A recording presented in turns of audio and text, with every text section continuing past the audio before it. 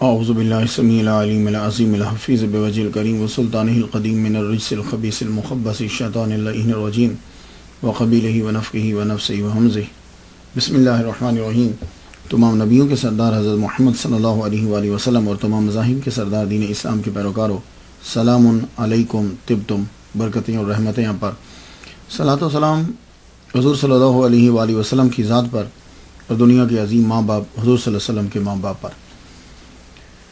آج کی گفتگو 41ویں مرحلے میں داخل ہو گئی۔ بڑے لمبے گیپ کے بعد آپ سے ملاقات ہوئی، کچھ ای میلز آئیں کہ وہ سلسلہ شروع کیجئے، اور روزے رمضان کے بعد عید، پھر اس کے بعد وہ سلسلہ طویل شروع ہوا۔ آج جو گفتگو کر رہے ہیں مولانا جلال الدین رومی حنفی صدیقی قلندر رحمۃ اللہ علیہ پر۔ مولانا روم کے نام سے یہ مشہور ہوئے۔ پیدائش آپ کی جو ہے وہ 1207 عیسوی میں ہے، جس کا یہ 2013 جا رہا ہے، اور وصال آپ کا 1273 عیسوی کے اندر ہے۔ تو گویا کہ آپ نے 66 سال جو ہے وہ عمر پائی، 66 ایئرس۔ جائے پیدائش آپ کا جو ہے وہ بلخ ہے۔ یہ بلخ اب افغانستان کے اندر ہے، اور یہ افغانستان کا بہت پرانا قدیم ترین جو بلخ جو ہے یہ شہر ہے، اور یہ اسے مارکو پولو نے بھی اس کا تذکرہ کیا ہے، اتنا قدیم ہے، اور اس نے اسے نوبل اینڈ گریٹ سٹی جو ہے وہ قرار دیا۔ گفتگو شروع کرنے سے پہلے مولانا رومی رحمۃ اللہ علیہ، جنہوں نے مثنوی لکھی ہے، ان کا خاندانی بیک گراؤنڈ ذرا آپ کی نظر میں آ جائے۔ جلال الدین محمد خوارزم شاہ کا چچا علاء الدین محمد خراساں کا بادشاہ تھا۔ اللہ تعالیٰ نے اسے چاند سی بیٹی عطا کی، اس کی پرورش کی، اسے پڑھایا۔ جب وہ جوان ہو گئی، اب فکر ہوئی کہ میں اپنی بیٹی کی شادی کر دوں، تو اپنے وزیر سے بولتے ہیں کہ یار کوئی ڈھونڈو جا کے کہ جو خاندان ہمارا ہم پلہ ہو، تاکہ میں اپنی بیٹی کا بیاہ اس کے ساتھ کر دوں۔ وزیر نے کہا ڈھونڈنے کی کیا ضرورت ہے، عالم پناہ جو عالم ہے، جو صاحب علم ہے، وہ بادشاہوں کا ہم پلہ ہوتا ہے، تو آپ کو ڈھونڈنے کی ضرورت ہی نہیں۔ ہمارے شہر کے اندر، بلخ کے اندر، مشہور عالم جلال الدین حسین صدیقی رحمۃ اللہ علیہ، ان کا بتایا کہ جلال الدین ہے، ان سے بڑا اس وقت کوئی عالم نہیں ہے۔ 30 سال آپ کی عمر تھی، اور پورے علاقے میں سب سے بڑے عالم، علم میں سب سے بلند، زہد میں سب سے بلند، بھری جوانی کے اندر 30 سال کی عمر میں آدمی ینگ ہوتا ہے، تو اس اتنی عمر کے اندر آپ کا شوہرہ بلخ کے اندر۔ علم کی دولت سے اللہ تعالیٰ نے ان کو مالا مال کیا، اور اپنے ہم عصر سے سبقت لے گئے۔ فخر الدین رازی، رضی الدین نیسابوری جیسے لوگ ان کے شاگرد رہے۔ اللہ تعالیٰ نے زہد، علم دونوں عطا فرمائے، بس ایک سنت باقی رہ گئی تھی۔ وہ سنت کیا ہے؟ محمد مصطفیٰ صلی اللہ علیہ وآلہ وسلم کی وہ سنت، النکاح من سنتی فمن رغب عن سنتی فلیس منی، نکاح میری سنت ہے، بس یہ رہ گیا۔ تو جب بادشاہ تلاش کر رہا ہے کہ میں اپنی بیٹی کے لیے بر تلاش کروں، تو اللہ تعالیٰ نے کیا کرم فرمایا، محمد مصطفیٰ صلی اللہ علیہ وآلہ وسلم اس کی خواب میں آئے اور کہنے لگے کہ تم اپنی بیٹی کا نکاح جو ہے وہ جلال الدین حسین سے کر دو۔ اور جلال الدین حسین ان کے خواب کے اندر محمد مصطفیٰ صلی اللہ علیہ وآلہ وسلم پہنچے، تو آپ نے فرمایا کہ جب تمہیں نکاح کا وہ کہے علاء الدین، تو تم اس کی بیٹی سے نکاح کرنے کی حامی بھر لینا۔ اللہ اکبر جل شانہ۔ تو جو ہی وزیر جو ہے وہ پیام لے کر آیا، تو آپ نے قبول فرما لیا، بڑی دھوم دھام سے نکاح ہوا۔ عالم پناہ کی بیٹی کا بیاہ عالم سے ہو گیا، اور یہ کون ہے؟ مولانا جلال الدین رومی رحمۃ اللہ علیہ کے دادا ہیں۔ کچھ سمجھ میں آ رہی نا؟ تو مولانا روم کو سمجھنے کے لیے پہلے ذرا تھوڑا سا بیک گراؤنڈ سمجھ میں آئے. یہ کون ہے؟ مولانا جلال الدین رومی رحمۃ اللہ علیہ کے دادا. اور جب شادی ہو گئی تو اللہ تعالیٰ نے ان کو ایک فرزند عطا فرمایا. فرزند کا نام رکھا بہاؤ الدین ولد. بیٹے کی عمر صرف 2 سال ہوئی کہ باپ کا سایہ سر سے اٹھ گیا. اب دنیا سے تشریف لے گئے. اب ماں نے بچے کو جو ہے وہ پالا.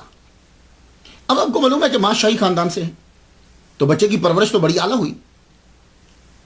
تو بچہ جو ہے اس کا رجحان جو ہے وہ تخت و تاج کی طرف جانے لگا. تو والدہ ماجدہ ایک دن بہاؤ الدین انہیں لائبریری کے اندر لے گئی. جب ذرا بڑے ہو گئے نا تو لائبریری میں لے جا کے کہا بیٹے دیکھو ساری لائبریری کو دیکھو, یہ کتب کو دیکھو. تو کہا اماں یہ کس کی کتب ہے, مجھے لائبریری میں کیوں لائی ہو؟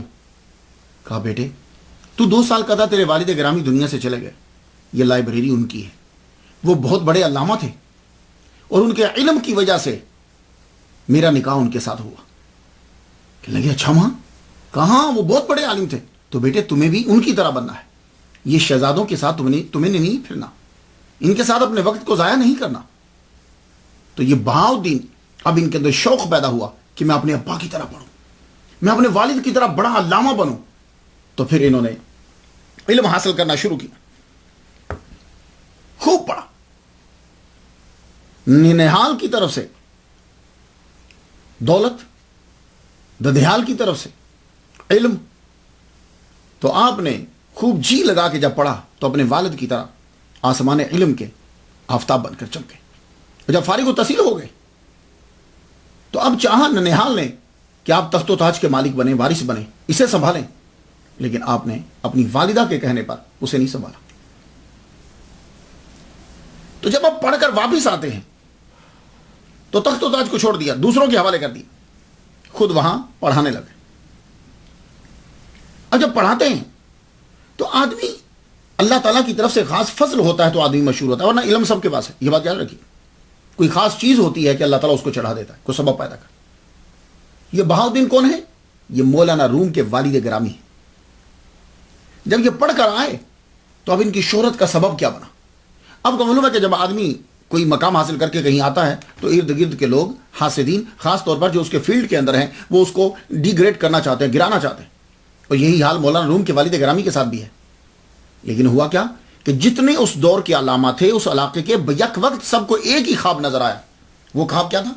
محمد مصطفیٰ صلی اللہ علیہ وآلہ وسلم ایک حسین تخت پر, خوبصورت تخت پر جلوہ فرما ہے. اور یہ بہاؤ الدین جو مولانا روم کے والد گرامی ہیں, یہ محمد مصطفیٰ صلی اللہ علیہ وآلہ وسلم کے دائیں طرف, اللہ اکبر جل شانہ, دائیں طرف. اور حضور صلی اللہ علیہ وسلم نے ان کو اپنے ساتھ بٹھایا. تو حضور نے فرمایا کہ آج سے بہاؤ الدین سلطان العلماء کے لقب سے پکارا جائے گا. جب حضور صلی اللہ علیہ وسلم نے ان کو سلطان العلماء کہا, اور یہ خواب سارے جتنے بڑے بڑے جید علماء تھے سب نے بیک وقت دیکھا. صبح جب اٹھے تو سب کے سب جو ہے وہ آپ کے پاس آئے اور آ کے کہنے لگے ہم نے آپ کی بیعت کرنا ہے. کہا کیا ہوئی, کیا ہوا؟ تو ان سب نے اپنا خواب بیک وقت سب نے ایک ہی خواب جو بنایا, یہ تھا آپ کی شہرت کا سبب بنا. مولانا روم کے والد گرامی, مولانا روم کے والد گرامی بہاؤ الدین جو ہیں اس دور کے اندر بادشاہ اور سب آپ سے عقیدت رکھتے تھے. لیکن معلوم ہے کیا بات ہے, اس دور میں جلال الدین محمد خوارزم شاہ جو ہے پہلے تو بڑا عقیدت مند تھا, لیکن وہ فلسفے کی طرف چلا گیا, تصوف سے ہٹ گیا. اگر تصوف کے اندر رہتا تو پھر شاید بچ جاتا. مولانا روم کے والد گرامی تصوف کی تعلیم دیتے, اخلاق اور محبت. لوگ جو ہیں وہ ان کے گرد جمع ہوتے ہیں. لوگوں نے جلال الدین محمد خوارزم شاہ کے کان بھر دیے. کہا کہ دیکھو ایک تو یہ شاہی خاندان سے تعلق رکھتا ہے, اوپر سے عوام اس کے ساتھ ہیں, تو تیری تو دال نہیں گلتی, تو ان کے سامنے کچھ بھی نہیں ہے. تو ایسا نہ ہو کہ کسی دن تیری سلطنت چھین لیں. تو وہ بیچارہ پریشان رہتا, وہ ہر وقت پریشان رہتا. ہاں ایسا ہو سکتا ہے, ہاں ایسا ہو سکتا ہے. جیسے عباسی خاندان جو ہے وہ محمد مصطفیٰ صلی اللہ علیہ وسلم کی بیٹی فاطمہ کی آل اولاد سے ہر وقت پریشان رہے, حالانکہ ان بیچاروں کا دور, وہ کبھی سوچتے بھی نہیں تھے کہ ہم سلطنت کو لیں گے. لیکن عباسی جو ہے وہ خلافہ پریشان ہی رہتے تھے اور بلا وجہ تنگ کرتے رہتے تھے. یہی سچویشن مولانا روم کے والد گرامی کے ساتھ. لیکن وہ کچھ کر نہیں سکتا تھا. وجہ اس کی یہ ہے کہ آپ کا دبدبہ تھا, ایک دن تنگ آ کر خود ہی چلا گیا، مولانا روم کے والد گرامی کی خانقاہ کے اندر چلا گیا، جا کے کہنے لگا میں آپ کی بڑی عزت کرتا ہوں، بڑی عقیدت کرتا ہوں، ایک چیز مجھے ہر وقت تنگ کیے رکھتی ہے، کیوں نہ آج میں آپ کے سامنے کھل کر بیان کر دوں اور فیصلہ ہو جائے تاکہ میری ٹینشن بھی ختم ہو جائے۔ آپ نے فرمایا بولو۔ کہنے لگا دیکھیے میں ہر وقت پریشان رہتا ہوں آپ کی بڑھتی ہوئی مقبولیت سے، تو آپ سلطنت چاہتے ہیں تو میں آپ کو دے دیتا ہوں، ایک جگہ میں دو بادشاہ نہیں رہ سکتے۔ آپ نے سر کو جھکایا تو آپ نے فرمایا دیکھ ہمیں سلطنت نہیں چاہیے، یہ تخت و تاج ہمیں نہیں چاہیے، تو جا جمع خاطر رکھ، تجھے تسلی دیتے ہیں کہ ہم یہاں سے چلے جائیں گے۔ اب اس کو کچھ تسلی ہو گئی، تسلی ہوئی تو آپ نے سب سے یہ کہہ دیا کہ ہم یہاں سے روانہ ہونا چاہتے ہیں، کچھ کریں گے۔ تو مولانا روم تب بلخ میں پیدا ہو چکے تھے، آپ کی عمر 5 سال تھی اور آپ کے بھائی علاؤ الدین محمد کی عمر جو ہے وہ 7 سال تھی۔ ان کا نام مولانا روم کے بھائی کا نام بھی علاؤ الدین ہے، اور ان کے آگے جو اولاد پیدا ہوئی اس کا بھی ایک کا نام بہاؤ الدین اور ایک کا نام علاؤ الدین رکھا، تو ان کی عمر 7 سال تھی، اور آپ اپنے خاندان کے 40 خاندان کے آدمی بھی اور مرید بھی 40 افراد پر مشتمل یہ قافلہ بلخ سے روانہ ہوا۔ آپ جانتے ہیں کہ کتابیں کتنی تھی، لائبریری کتنی بڑی تھی، ابا کی اپنی ساری کتابیں اور سامان بھی کچھ، وہ جب لادا گیا تو 300 اونٹوں کے اوپر صرف کتابیں لا دی گئی تھی۔ اللہ اکبر، وہ لوگ کتنی محبت کرتے تھے۔ ایسے نہیں مولانا روم بن گئے، آپ جن لوگوں کا نام آج 700 اور 800 سال کے بعد بھی سن رہے ہو، اس دور کے اندر وہ اتنے عظیم ہوتے تھے کہ آپ تصور بھی نہیں کر سکتے، ایسے ان کے نام زندہ نہیں ہیں۔ 300 اونٹوں کے اوپر صرف کتابیں جو ہیں وہ جا رہی، آپ وہاں سے روانہ ہو گئے۔ یہ قافلہ جدھر اس سے گزرتا، عوام اور خواص، علماء، الفضلاء، شرفاء، سب کے سب آ کر بچھ جاتے، فیض پاتے۔ آخر کار یہ قافلہ بغداد کے اندر داخل ہونے لگا، بغداد کے قریب پہنچا، اور یہ خوارزم شاہ اور بغداد کا خلیفہ آپس میں لگتی تھی ان کی۔ تو جب یہ بلخ سے جا رہے ہیں تو بغداد کے خلیفہ نے یہ سمجھا کہ شاید یہ اس کے جاسوس بن کر آ رہے ہیں، اس کو ذرا پریشانی لاحق ہوئی۔ آپ کو معلوم ہے کہ تب شہر کے دروازے ہوتے تھے، دروازے کے اوپر روک دیا۔ کس کو بھیجا آپ جانتے ہیں؟ شہاب الدین عمر سہراوردی رحمۃ اللہ علیہ، جو سہراوردی سلسلے کے بانی ہیں، وہ اکثر خلیفہ کے سفیر بن کر جایا کرتے تھے۔ ان سے جب مشورہ کیا گیا تو انہوں نے کہا یہ صرف بہاؤالدین ہے، صرف بہاؤالدین ہی آئے ہیں۔ کیا مطلب تھا؟ کہ آپ جمع خاطر رکھیے، یہ نہ تو جاسوس بن کر آئے ہیں، نہ آپ کی سلطنت کو تباہ کرنے کے لیے آئے۔ بغداد کا دروازہ کھولا گیا، شہاب الدین سہروردی رحمۃ اللہ علیہ خود استقبال کے لیے آگے بڑھے۔ مولانا روم کے ابا کا مقام سمجھیے، اس سے اندازہ لگا لیجئے کتنا بڑا مقام ہے کہ شہاب الدین عمر سہروردی رحمۃ اللہ علیہ خود آگے بڑھ رہے ہیں۔ زانوؤں کو بوسہ دیا، سواری سے نیچے اترے، زانوؤں کو بوسہ دیا، موزے خود اتارے۔ اللہ اکبر۔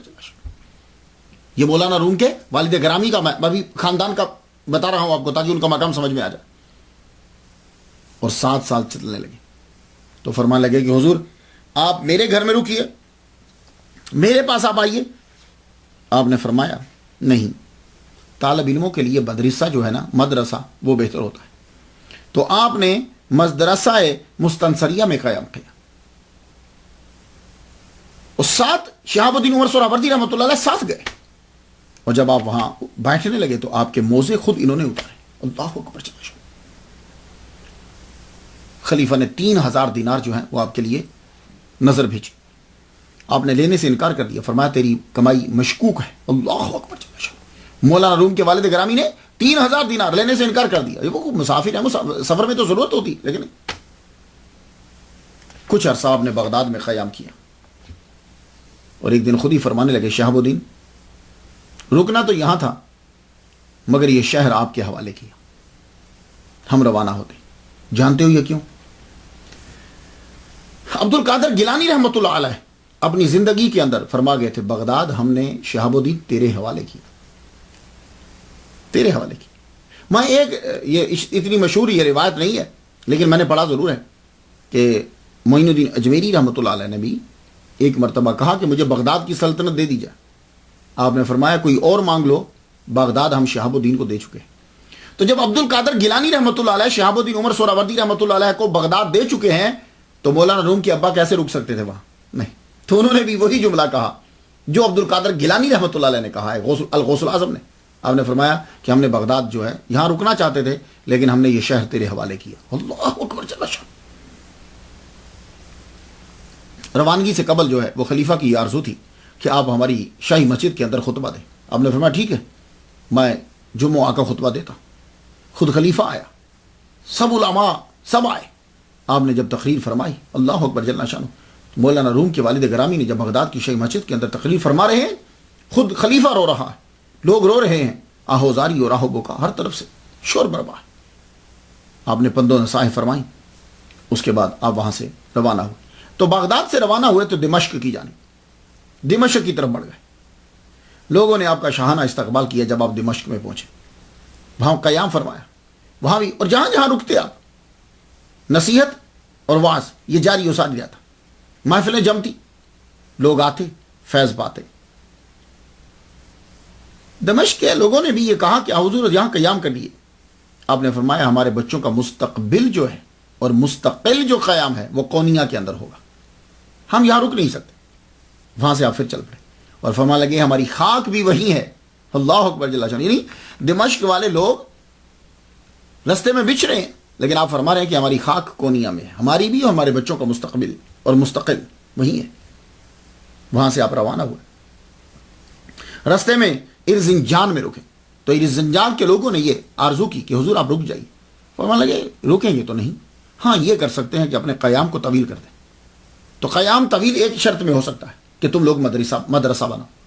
اگر تم یہاں مدرسہ بناتے ہو تو ہم وہاں یہاں رکیں گے جب تک کہ وہ مدرسہ چل نہیں جاتا، جب وہ مدرسہ چل جائے گا تو ہم بھی چل پڑیں گے۔ تو ارزنجان والوں نے، وہاں کے وزیر نے یہ کہا کہ ہم ہی بھرتا ہوں، مدرسہ ہم بنائیں گے، آپ رکے، وہاں پڑھاتے رہے۔ اور جب مدرسہ چل پڑا تو اساتذہ کے حوالے کر کر آپ وہاں سے چل پڑے۔ تو ایک بات عرض کرنا چاہوں گا کہ یہ جو مولانا روم بلخ میں پیدا ہو چکے ہیں، 5 سال کی عمر میں وہاں سے چل پڑے، تو آپ سمجھتے ہیں کہ سفر کے اندر ہیں جیسے گاڑی میں ہمارا بچہ ہوتا، نہیں، یہ رستے میں پڑھتے بھی جا رہے ہیں۔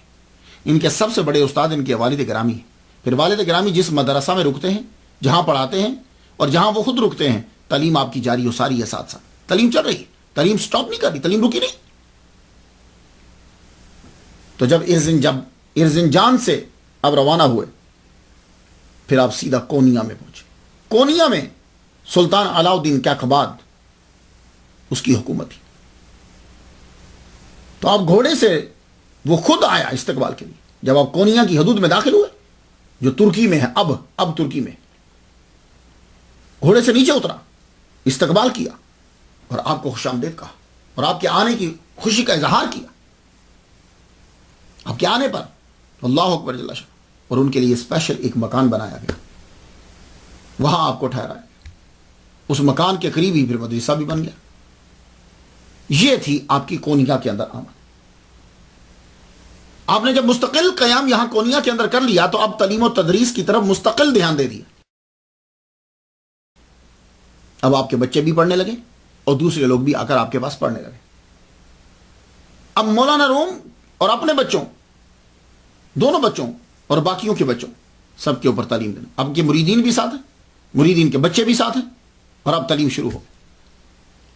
مولانا روم جو ہیں ابتدا ہی سے آپ کو تصوف، ابتدا ہی سے اولیاء کرام سے محبت، بچپن ہی سے آپ کا لگاؤ دین کی طرف۔ مولانا روم کے والد گرامی آپ کے پہلے استاد۔ مولانا روم یہ فرماتے ہیں کہ میں بچپن ہی سے فجر کی نماز کے اندر انا اعطیناک الکوثر بڑا پڑھتا تھا میں، اور جب میں انا اعطیناک الکوثر پڑھتا تھا تو میں روتا تھا، یہ میری عادت بن گئی۔ انا اعطیناک الکوثر فصلی لربک وانحر ان شانئک هو الابتر، میں فجر کی نماز میں پڑھتا اور میں روتا رہتا۔ ایک دن روتے روتے میں بے ہوش ہو کے گر پڑا اور مجھے اسی میں آواز سنائی دی، مجاہدہ ختم، مشاہدہ شروع۔ اور آپ کے بیٹے جو ہیں مولانا روم کے بیٹے، جن کا نام، ان کا نام بھی بہاؤدین ہے، ابا کا نام بھی ہے اور بیٹے کا نام بھی آپ نے بہاؤدین رکھا۔ وہ کہنے لگے کہ میرے والد گرامی مولانا روم یہ کہا کرتے تھے کہ 5 سال کا تھا میں تھا تو میرا نفس مر گیا تھا، اب آپ خود بتائیے، ہمارے نفس جا کے کہیں 40 سال میں بھی نہیں مرتے. میں 5 سال کا تھا تو میرا نفس مر گیا تھا. تو میں نے پھر عرض کی ابا حضور پھر اتنے مجاہدے کیوں کیے؟ کہنے لگے یہ نفس بڑا عیار ہے، کسی اور طرف سے حملہ نہ کر دے، اس لیے میں مجاہدے کرتا رہتا تھا. دیکھا آپ نے، 5 برس کی عمر میں نفس مر گیا. تو پہلے استاد جو ہیں مولانا روم کے، ان کے ابا ہیں بہاؤدین، ان کے ابا کا نام بھی بہاؤدین ہے، سلطان العلماء بہاؤدین. اس کے بعد دوسرے بڑے استاد جو ہیں وہ سید برہان الدین ترمذی رحمۃ اللہ علیہ ہیں. یہ ہیں دوسرے بڑے استاد، سید برہان الدین ترمذی رحمۃ اللہ علیہ جو ہیں. انہوں نے بچپن میں آپ کی پرورش بھی کی ہے اور آپ کو پڑھایا بھی ہے. اور یہ سید برہان الدین رحمۃ اللہ علیہ جو ہیں یہ مرید خاص اور شاگرد بھی ہیں سلطان العلماء برہان الدین رحمۃ اللہ علیہ کے، یعنی مولانا روم کے ابا کے. تو سید برہان الدین رحمۃ اللہ علیہ کہتے ہیں کہ مولانا روم جب چھوٹے تھے تو میں ان کو اپنے کندھے پہ بٹھا لیتا تھا، اور جب میں کندھے پہ بٹھاتا تھا تو پھر کیا ہوتا تھا، عالم جذب میں اور وجد میں میں ان کو عرش کے اوپر لے جاتا تھا. تو جو بچہ بچپن میں ہی عرش کی سیر کر رہا ہے، بڑا ہو کر اس کا عالم کیا ہوگا؟ یہ سید برہان الدین ترمذی رحمۃ اللہ علیہ کا قول. جب تک آپ کے والد گرامی جو ہیں وہ زندہ رہے، ان کے مریدین اور اولیاء کرام سے آپ فیض لیتے رہے. خواجہ فرید الدین عطار رحمۃ اللہ علیہ تذکرۃ الاولیاء جن کی کتاب ہے، ان سے بھی ملاقات کروائی، لیکن تب آپ کے والد گرامی ظاہری طور پر زندہ تھے. اور انہوں نے مثنوی اسرار نامہ جو ہے وہ عطا فرمائی تھی مولانا روم کو. تو مولانا روم فرماتے ہیں کہ میں نے تابد اسے سنبھال کر رکھا جو انہوں نے مجھے کتاب عطا فرمائی تھی، فرید الدین عطار رحمۃ اللہ علیہ. جب تک والد گرامی زندہ رہے یہ ان سے پڑھتے رہے. جب والد گرامی دنیا سے تشریف لے گئے تو اب سید برہان الدین ترمذی رحمۃ اللہ علیہ نے ان کی پرورش اور توجہ کے ساتھ شروع کر دی. مولانا روم کے والد گرامی کا انتقال 629 میں ہو گیا. جب آپ کا وصال ہو گیا تو اس سے قبل ہی سید برہان الدین ترمذی رحمۃ اللہ علیہ جا چکے تھے، ترمذ اپنے شہر کے اندر جا چکے تھے. تو جب آپ کے والد گرامی کا وصال ہوا تو آپ پھر پڑھنے کے لیے نکلے. آپ شام کی طرف گئے، دمشق کی طرف گئے، وہاں پڑھ رہے تھے. تو اس کے بعد آپ واپس آئے تو لارند کے اندر آپ نے قیام شروع کیا، وہاں رہنے لگے. لارند میں جب آپ نے قیام کیا تو سید برہان الدین ترمذی رحمۃ اللہ علیہ ایک دن عالم جذب میں ہیں، جمعہ کا وقت ہے، چاشت کا ٹائم ہے، ایک دم سے بلند ہوئے، کھڑے ہو کے کہنے لگے ہمارے پیر کا وصال ہو گیا ہے، اب ہمیں چلنا چاہیے. تو وہاں سے یہ چل پڑے، اور یہ خود بھی عالم جذب میں رہتے، استغراق کے اندر، اسی کیفیت کے اندر یہ رہتے. تو وہاں سے یہ چل پڑے. چلے تو پہنچتے پہنچتے تقریباً ان کو سال لگ گیا. تو جب یہ کونیا میں پہنچے تو معلوم ہوا کہ مولانا روم تو یہاں نہیں ہے، وہ تو لارند میں ہے. تو آپ نے کونیا پہنچ کر 2 خط مولانا روم رحمۃ اللہ علیہ کو لکھے. کہنے لگے وہ جگہ رہنے کے قابل نہیں ہے، آپ وہاں سے آ جاؤ. 1 خط لکھا، 2 خط لکھے. جب مولانا روم رحمۃ اللہ علیہ کو سید برہان الدین ترمذی رحمۃ اللہ کا خط پہنچا، آپ نے خط کیوں ماں؟ کیوں؟ اس لیے کہ بچپن میں انہوں نے پالا ہے. تو آپ وہاں سے پھر چل پڑے. جب وہاں سے چلے تو سیدھا آئے، سید برہان الدین ترمذی رحمۃ اللہ علیہ سے ملاقات ہوئی. انہوں نے آتے ہی فرمایا بیٹے تیرے والد گرامی نے مجھے کچھ دیا تھا، وہ میں تمہارے سپرد کرنا چاہتا ہوں، چلو تیار ہو جاؤ لینے کے لیے، لیکن اس سے پہلے تمہیں 120 دن جو ہے وہ بیٹھنا پڑے گا. کمرے کے اندر بند کر دیا، اندر مولانا روم کو بٹھا دیا. یہ مولانا روم کے آغاز ہو گیا. 40 دن کے بعد سید برہان الدین ترمذی رحمۃ اللہ اندر داخل ہوئے تو دیکھا کہ یوں مولانا روم جو ہیں وہ ٹکٹکی لگائے دیکھ رہے ہیں، استغراق کے اندر ہیں. اب واپس آ گئے. پھر 40 دن کے بعد اندر گئے تو دیکھا کہ آپ نماز پڑھ رہے ہیں اور اللہ کی بارگاہ میں رو رہے ہیں. سید برہان الدین پھر واپس آ گئے. 40 دن کے بعد پھر گئے، جا کے دیکھا. اب جب اندر داخل ہوئے تو مولانا روم ان کو دیکھ کے مسکرا رہے تھے. تو سینے سے لگا کے کہنے لگے کہ ظاہری علم میں تو تم نے کمال حاصل کیا، جاؤ آج کے بعد باطنی علم میں بھی تم نے کمال حاصل کر لی. اللہ اکبر جل شان. تو سید برہان الدین ترمذی رحمۃ اللہ علیہ نے جو چیزیں تھیں والد گرامی سے لی ہوئی وہ ان کو جب دے دی تو کہنے لگے میں اب کیسریہ واپس جانا چاہتا ہوں. تو مولانا روم کیسے ان کو جانے دیتے؟ ابا کی نشانی ہے. کیا مطلب؟ یعنی ابا کے مرید ہیں اور بچپن میں پالا ہے، کیسے جانے دیتے؟ کہتے نہیں آپ رکو. بڑی منت سماجت کی.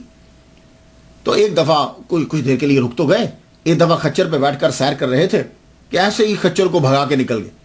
اور جو ہی خچر کو بھگانے لگے تو ایک دم سے اوپر سے نیچے گر گئے اور پاؤں کی ہڈیاں ٹوٹ گئی. مولانا روم کو معلوم ہوا, مولانا روم ان کو لائے, تیمارداری ان کی اور آپ جو ہے وہ ہاتھ پھیرتے پاؤں کے اوپر اور اسے دباتے بھی. اللہ تعالیٰ نے ان کو شفا دے دی. لیکن وہ کہنے لگے مجھے کیسریا جانا ہے, تو مجھے جانے دو. تو مولانا روم رحمۃ اللہ علیہ نے فرمایا ٹھیک ہے, آپ ضد کرتے ہیں تو آپ تشریف لے جائیے. اب آپ جا رہے ہیں, یہاں سے کونیا سے نکل کے آپ چلے گئے. اب جب گئے تو کیسریا میں پہنچے, وہاں جا کر آپ نے مجاہدہ شروع کر دیا. پہاڑی کے اوپر آپ کی شہرت ہوئی, لوگ آپ کے قریب آنے لگے. وہاں کا جو وزیر تھا وہ وزیر بھی آپ کا مرید ہو گیا. آپ کا جب مرید ہوا تو اس نے وہاں کی بڑی مسجد کے اندر آپ کو خطیب و امام مقرر کر دیا کہ حضور یہاں نماز پڑھایا کریں. تو سید برہان الدین ترمذی رحمۃ اللہ علیہ جب نماز پڑھانے کے لیے کھڑے ہوتے, ظہر کی نماز پڑھانے کھڑے ہوئے, قیام کے اندر ہی گھنٹہ لگا دیا. سجدے میں گئے, سجدے میں گھنٹہ لگا دیا. عشاء کی نماز میں کھڑے ہوئے تو پتہ چلا کہ رکوع کے اندر ہی جو ہے وہ 2-3 گھنٹے گزر گئے. یہ میں آپ کو اندازہ بتا دوں, طویل کر دیا اسے. پیچھے بندے جو ہے وہ رکوع کر رہے ہیں, عالم استغراق میں چلے جاتے. پھر ایک دن خود ہی کہنے لگے, جو پیچھے مقتدی تھے ان سے کہنے لگے دیکھو تم کوئی اپنے لیے اچھا سا مولوی تلاش کر لو, میں عالم استغراق میں چلا جاتا ہوں, میں کوئی ٹھیک مولوی نہیں ہوں, لیکن آفرین ہے ان لوگوں کے اوپر بھی. کہنے لگے حضور آپ جو 1 رکعت پڑھاتے ہو نا وہ دوسروں کی 1000 رکعتوں کے برابر ہے. اللہ اکبر. پھر آپ کا وقت آ گیا تو آپ کے لیے کمرہ بنایا ہوا تھا. آپ نے اپنے خادم سے یہ کہا کہ جاؤ پانی لے کر آؤ. پانی لے کر آئے تو فرمایا اندر رکھ دو. اندر رکھنے کے بعد فرمایا کہ جاؤ جا کے باہر اعلان کر دو سید غریب کا انتقال ہو گیا ہے. آپ اندر گئے, خود ہی وضو کیا, غسل کیا, کپڑے پہنے, چارپائی پہ لیٹ گئے. جب چارپائی پہ لیٹے تو کہنے لگے اللہ جو امانت دی تھی وہ لے لے. اسی وقت روح کف سے انصری سے پرواز کر گئی. قرآن برپا ہو گیا بھائی, سید صاحب کا انتقال ہو گیا ہے. عمرا, شرفا, فضلا, سب وزیر سب آ گئے اور روئے, سب لوگ رو رہے ہیں. اور آپ کو اسی جگہ کے اوپر جو ہے وہ دفنا دیا گیا. لوگوں نے یہ چاہا کہ ہم بڑا گنبد بنا دیں. وزیر تھا آپ کا وزیر, آپ کا مرید, گنبد جب بنایا تو گر گیا.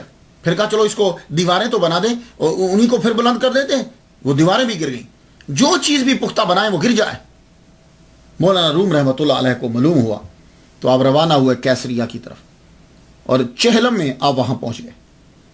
جب وہاں پہنچے تو لوگوں نے کہا کہ وہ سید برہان الدین ترمذی کچھ اشیاء چھوڑ گئے تھے, تو آپ ہی حقدار ہیں, ولی آپ ہی ہیں, تو وہ چیزیں ہم سب آپ کے حوالے کرتے ہیں. آپ نے وہ جو تبرکات وہ چھوڑ کر گئے تھے انہیں دیکھا, ان میں سے کچھ چیزیں ایسی تھیں. آپ نے وہ چیزیں وزیر کو, شمس الدین جو ان کا مرید تھا, اسے دے دی. کہا یہ تبرک تم رکھ لو, اور کچھ چیزیں جو ہیں وہ واپس آپ لے گئے. مولانا روم نے 2 شادیاں جو ہیں وہ کی.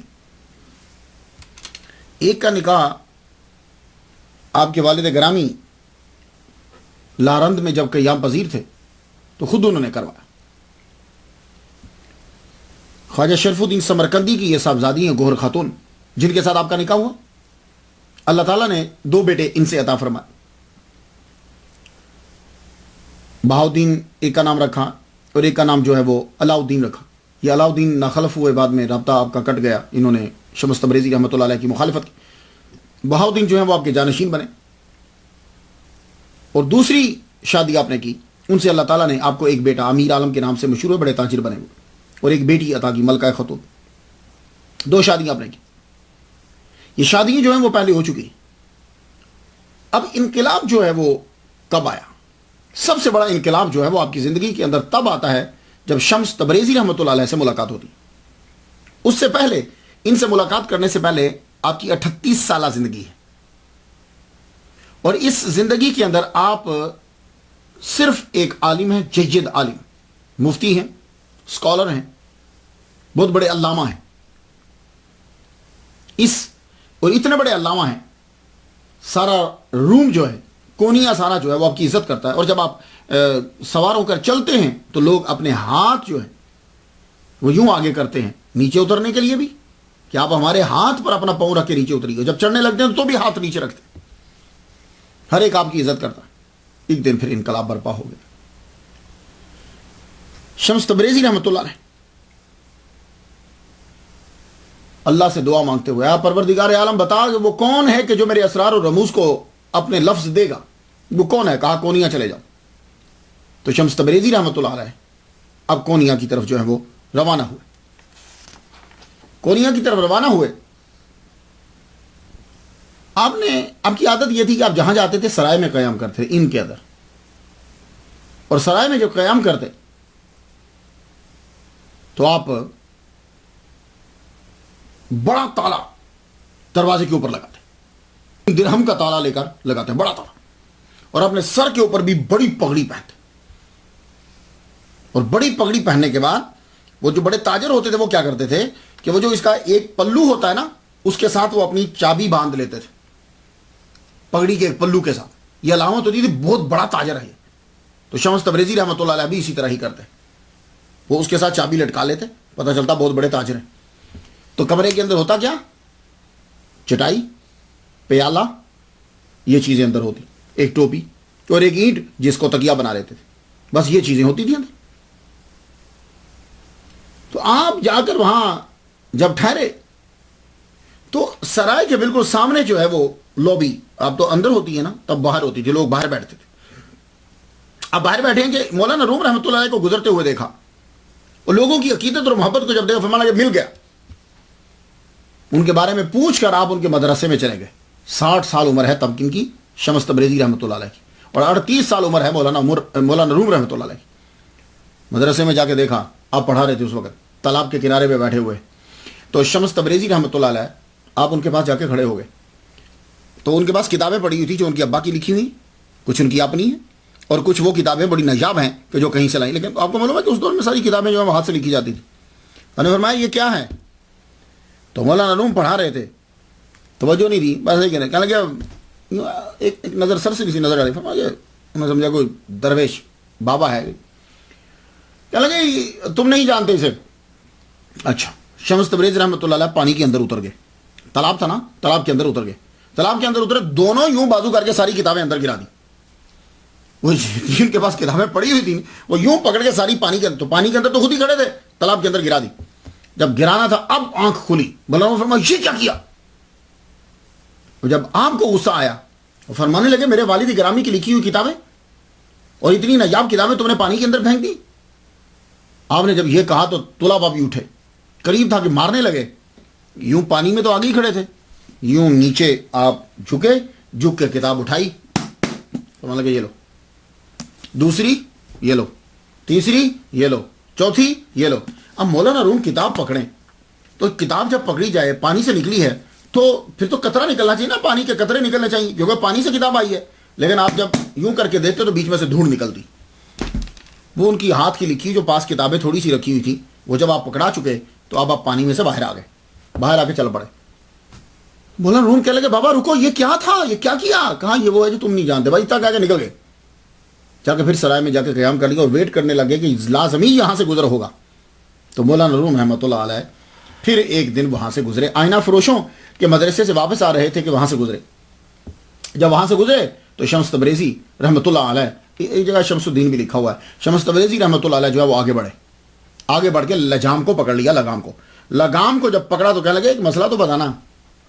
مولانا روم نے بھی دیکھ لیا بابا وہی ہے, آپ بھی رک گئے, طلباء ساتھ تھے, بندے بھی کھڑے ہو گئے. مطلب یہ بایزید بستامی رحمۃ اللہ علیہ بڑے ہیں یا حضور پاک بڑے ہیں؟ مولانا روم نے کہا بایزید بستامی رحمۃ اللہ علیہ چھوٹے ہیں, حضور پاک بڑے ہیں. تو کہا اگر حضور پاک بڑے ہیں تو پھر یہ بایزید بستامی نے سبحانی معظم شانی کیوں کہا, انا سلطان السلاطین کیوں کہا؟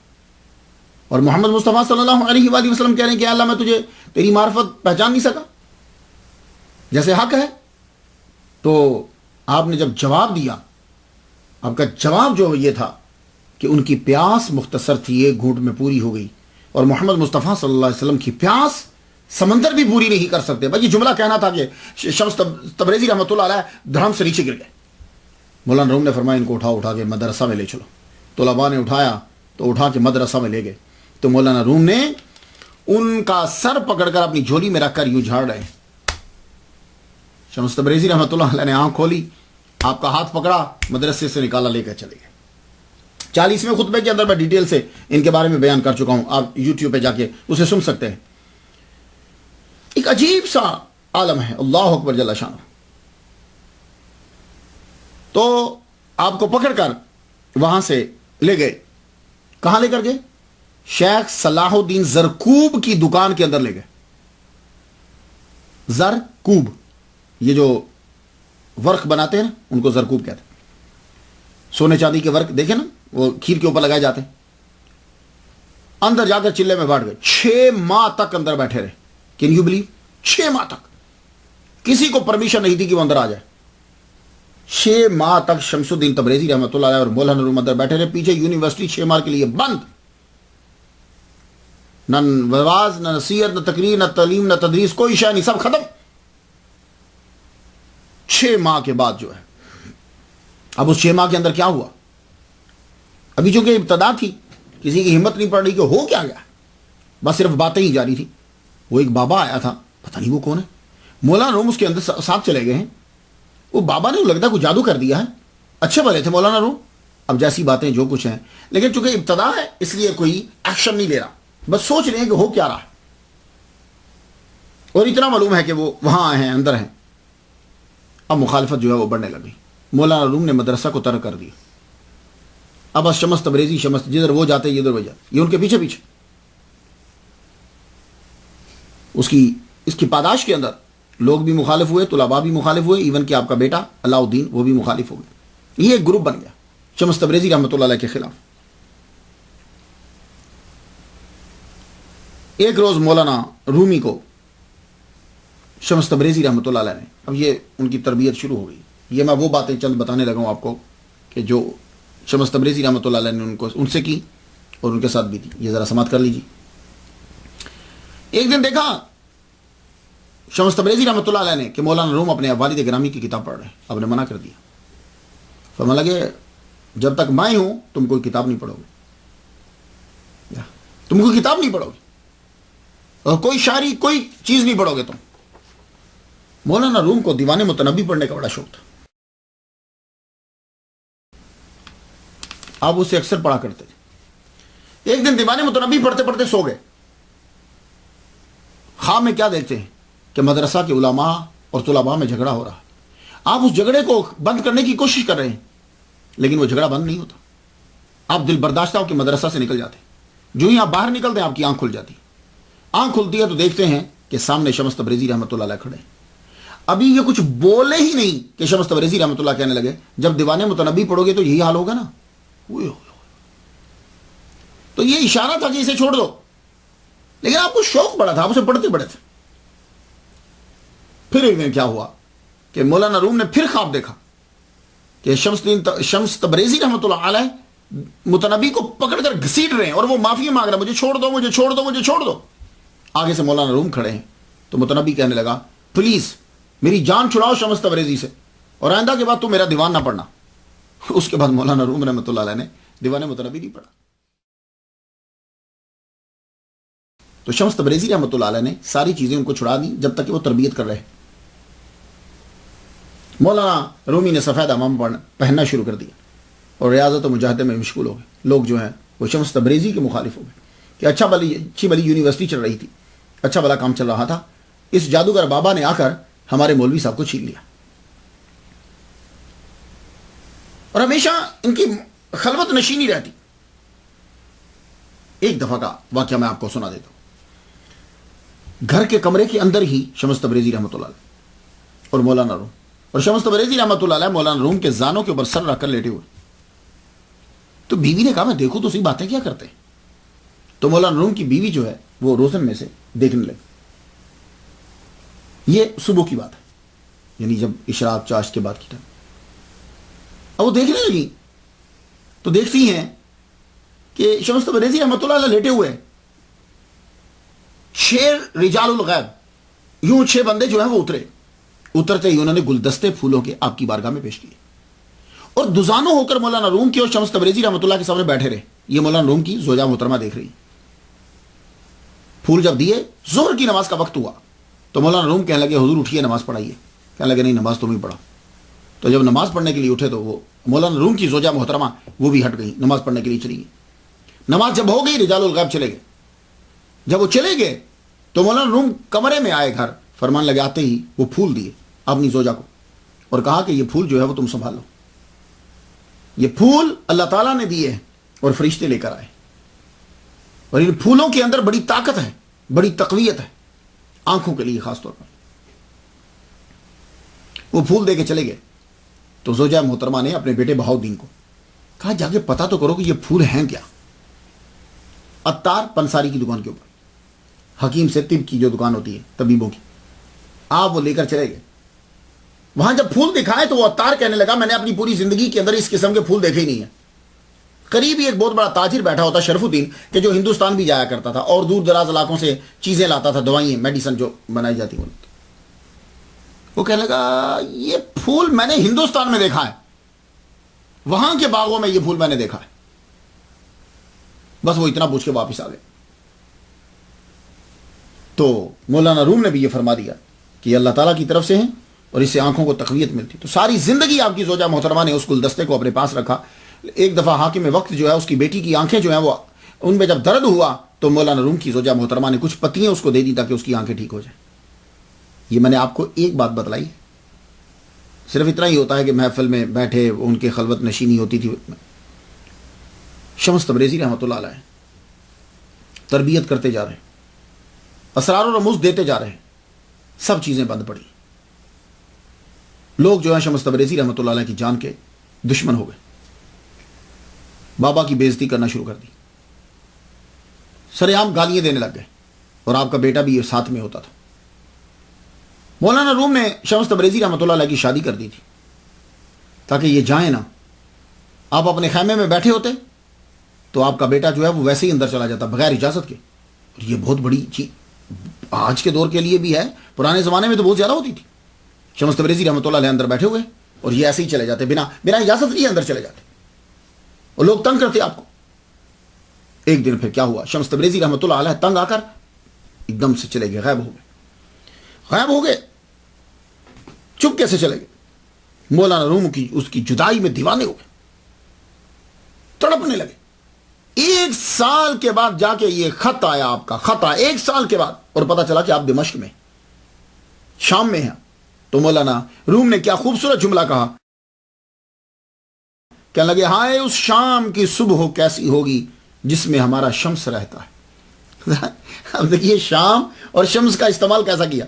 1247 عیسوی اپریل کے اندر آپ نے ایک خط لکھا، شعر و شاعری میں منظوم خط لکھا اور اپنے بیٹے کو دیا اور فرمایا جاؤ یہ جا کے خط انہیں دے دینا. اس کا میں کچھ بات لائنیں سنا دوں آپ کو. کہنے لگے آپ جب سے روانہ ہوئے ہیں ہم شہد سے موم کی طرح جدا ہو چکے، رات بھر دیے کی طرح سلگتے رہتے ہیں. آپ اپنی توجہ ہماری طرف پلٹ دیں. آپ کی ملاقات کے بنا سما حرام ہے، فقط شیطانی عمل و مشغلہ ہے. آپ کے بنا ایک غزل نہیں کہی جا سکتی. اور آپ وہ ہیں کہ شام اور روم آپ پہ فخر کرتے ہیں. اور اپنے بیٹے بہاؤدین سے یہ کہا کہ یہ لے جاؤ پیسے، 1000 دینار دیے اور کہا یہ سب کچھ نچھاور کر دینا. ان کے نالین کا رخ ہماری طرف موڑ دو اور انہیں لازمی لے کر آنا. اور اگر وہ یہ کہیں کہ میں آج جاؤں گا تو چھوڑنا مت. کہنا نہیں ابھی چلیے. آپ کا بیٹا دمشق میں پہنچے،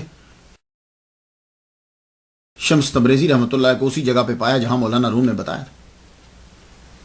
پیسے بھی دیے، خط بھی دیا. خط لے کے مسکرائے، خط کو چوما. شمس الدین تبریزی رحمۃ اللہ خط کو چوما اور فرمایا پیسوں کی ہمیں ضرورت نہیں ہے. پیسے بانٹ دیے گئے. کہنے لگے آپ کو مولانا روم یاد کر رہے ہیں، آپ چلیے. کہنے لگے اچھا چلو چلتے. اب دمشق سے کونیا کی طرف یعنی ترکی روانہ ہوئے. یہ تقریباً 600 کلومیٹر بنتا ہے.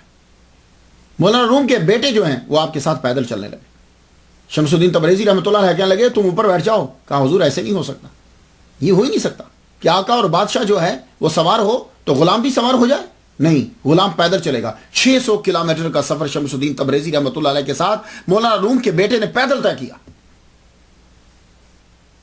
اور جب کونیا میں داخل ہونے لگے مولانا روم باہر نکل کر استقبال کیا آپ کا.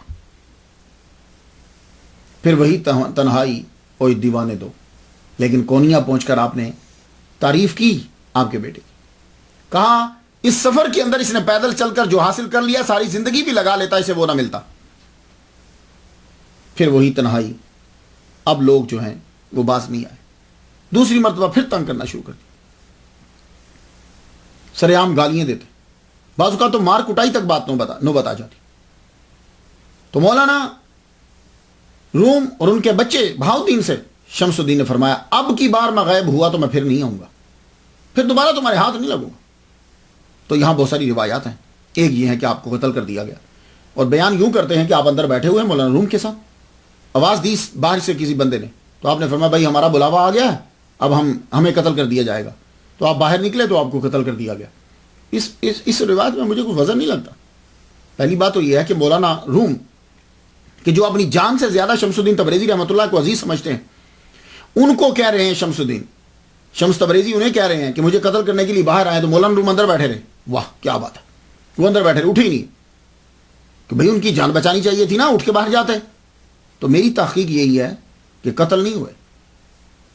اور دوسری دلیل یہ ہے کہ 2 مرتبہ مولانا روم دمشق میں پھر گئے ہیں, تو ان کا جانا یہ بتلاتا ہے کہ قتل نہیں ہوئے, بس وہ غائب ہو گئے. اور یہ غائب ہونا ضروری تھا. مقالات کے اندر وہ خود کہہ چکے ہیں کہ مجھے 50 مرتبہ بھی اگر جدا ہونا پڑے تو میں جدا ہوں گا, کیونکہ میری جدائی جو ہے روم کو تڑپائے گی, مولانا روم کو تڑپائے گی, اور اس تڑپ کی وجہ سے اس کے اندر سے چیزیں نکلیں گی. تو آپ غائب ہو گئے, یہ بات یاد رکھیے گا.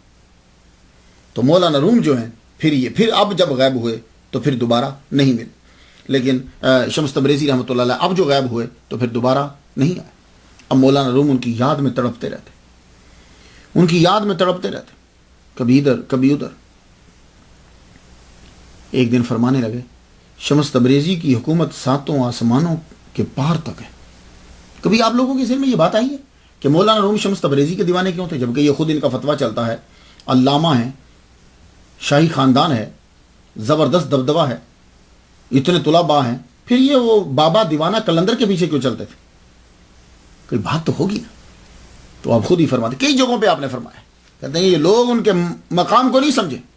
کہتے ہیں کہ اللہ تعالیٰ نے ان کو وہ مرتبہ عطا فرمایا تھا کہ وہ تقدیر کو بدل دیتے تھے, جتنی بھی مرضی مضبوط ہو وہ پھر بھی تقدیر کو بدل دیتے. اللہ تعالیٰ نے کا اتنا قرب تھا. شمس تبریزی رحمۃ اللہ علیہ کی گزارش پر اللہ تعالیٰ نے کئی لوگوں کی معروضات سماعت کی. ایک واقعہ میں آپ کی نظر کر دوں تاکہ آپ کو اندازہ ہو جائے کہ مولانا روم ان کے دیوانے کیوں ہیں. شمس تبریزی رحمۃ اللہ علیہ فرماتے ہیں ایک بہت بڑے کتب تھے, ولی اللہ تھے, کہ جن کے 1000 مرید تھے, اور ہر مرید واصل تھا, یعنی قرب کے مقام پہ فائز تھا. اور وہ اللہ کا ولی, وہ کتب جو ہے وہ یا رب جب کہتا تھا تو اتنا درد تھا اس کی آواز کے اندر کہ آسمان اور زمین اور مافیا ہر شے یا رب اس کے ساتھ کہتی تھی, لیکن اللہ کی طرف سے اسے جواب نہیں آتا تھا, اور وہ تڑپتا تھا, اسے ایک مقام چاہیے تھا. تو وہ کہتا یا رب, تو لبیک کی صدا اس کے کان میں نہیں پہنچتی تھی. وہ نور لپکتا تھا تو شمس تبریزی کے کان میں جا کے کہتا لبیک لبیک لبیک. تو شمس تبریزی رحمۃ اللہ علیہ نے پھر عرض کی, یا اللہ وہ جو بندہ تجھے یا رب کہہ رہا ہے اسے جواب دے, اور اس کو وہ قرب عطا فرما دے. آپ کا یہ کہنا تھا کہ اللہ تعالیٰ نے اس کو قرب عطا فرما دے. میں تھوڑی سی چیزیں دے رہا ہوں کہ آپ کو سمجھ آ جائے کہ مولانا روم ان کے دیوانے کیوں ہوئے. ایک دفعہ مولانا شمس تبریزی رحمۃ اللہ علیہ, مولانا کے پیر جو ہے, ایک جگہ سے گزر رہے ہیں. وہاں کا جو حاکم ہے اس کا بچہ اتنا کند ذہن ہے کہ اس کو حفظ نہیں ہوتا, اس کی یاداشت اس کی بڑی کمزور ہے. تو شمس تبریزی رحمۃ اللہ فرمان لگے بچہ میرے حوالے کرو. آپ اسے پڑھانے لگے. 1 دن کے اندر 1 پارہ آپ حفظ کروا دیتے تھے, 30 دن کے اندر پورا قرآن مجید یاد کروا دیا اسے. اللہ اکبر. اللہ. مولانا روم فرماتے تھے کہ میرے استاد شمس تبریزی رحمۃ اللہ علیہ کو تسخیر جن, کہ جن ان کے قبضے میں تھے, تسخیر انسان اور تفسیر اسماء قدسی پہ وہ کمال حاصل تھا کہ کسی کو اور کو حاصل نہیں. شمس تبریزی رحمۃ اللہ علیہ ایک دن وجد میں تھے تو جذب کے عالم میں گفتگو کر دی. کہنے لگے باجزید بستامی نے خربزہ نہیں کھایا کہ مجھے معلوم نہیں ہے کہ حضور صلی اللہ علیہ وآلہ وسلم نے اسے کاٹا کیسے ہے. تو جذب کے عالم میں کہنے لگے, اور یہ انہی کا مقام ہے, ہم نہیں یہ جملہ کہہ سکتے. کہنے لگے جس کو یہ نہیں پتا کہ خربوزہ حضور نے کیسے کاٹا, باقی علوم اس کے پاس کیسے ہوں گے, یہ انہی کا درجہ, ہم نہیں یہ جملہ کہہ سکتے. اب یہاں سے ان کا درجہ سمجھ لیجئے کہ کتنا بڑا درجہ ہے شمس تبریزی رحمۃ اللہ علیہ کا. آپ فرمایا کرتے تھے کہ اللہ کا مشاہدہ آب و گل میں مت کرو, جان و دل میں کرو. یہ بڑی زبردست مثال ہے کہ لوگ دیکھتے ہیں اس میں بھی ہے, اس میں بھی, ہر میں ہے. یہی سنا نا آپ نے، ہر میں ہے، ہر میں ہے نہیں. وہ کہتے ہیں کہ اللہ کا مشاہدہ آب و گل میں مت کرو، آب پانی گل مٹی، آب و گل میں مت کرو، جانو دل میں کرو. ایک جلسے میں شمس الدین تبریزی رحمۃ اللہ علیہ شرکت کی. آپ کو پتہ ہے جلسہ دستار فضیلت، اور جلسہ دستار فضیلت میں جب آپ نے شرکت کی تو کارنر میں جا کے بیٹھ گیا. تو وہ کیا ہوتا تھا کہ پرانے دور کے اندر جو بھی مولوی صاحب آتے وہ آ کر حدیث بیان کرتے تھے. جیسے مولانا سردار رحمۃ اللہ علیہ، آپ نے سنا نام ان کا، سنا یہ لائل پور، اب اس کا نام فیصل آباد ہے. تو ہم سے پہلوں کا جو امتحان ہوتا تھا، ہمارے امتحان ذرا تھوڑے سے مشکل ہو گئے. ہم سے پہلے جو لوگ ہوتے تھے، میرے والد گرامی یا ان کے والد، اس طرح کا جو ان کا امتحان معلوم ہے کیا ہوتا تھا؟ جب وہ دورہ حدیث پڑھ لیتے، چلو بھائی حضور صلی اللہ علیہ وسلم کی نور کی کوئی حدیث سنا دو، ہیں فلاں حدیث سنا دو. تو وہ ایک دو حدیث پڑھتے تھے تو جلسہ دستار فضیلت پگڑی مل جاتی تھی. ان کو معلوم ہوتا تھا ان کے شاگرد ہیں کہ انہوں نے کتنا پڑھا، کتنے پانی میں.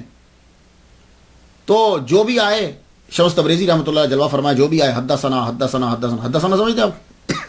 اگر آپ کتاب پڑھیں گے نا حدیث کی تو اس میں جو روایت کرتے ہیں نا شاگرد استاد سے، پھر وہ اس سے اپنے استاد سے حدثنا حدثنا حدثنا حدثنا، پھر انا ابی ہریرہ رضی اللہ. اچھا، تو جو بھی آئے حدثنا حدثنا، شمس تبریزی رحمۃ اللہ علیہ ایک دم سے کھڑے ہو گئے.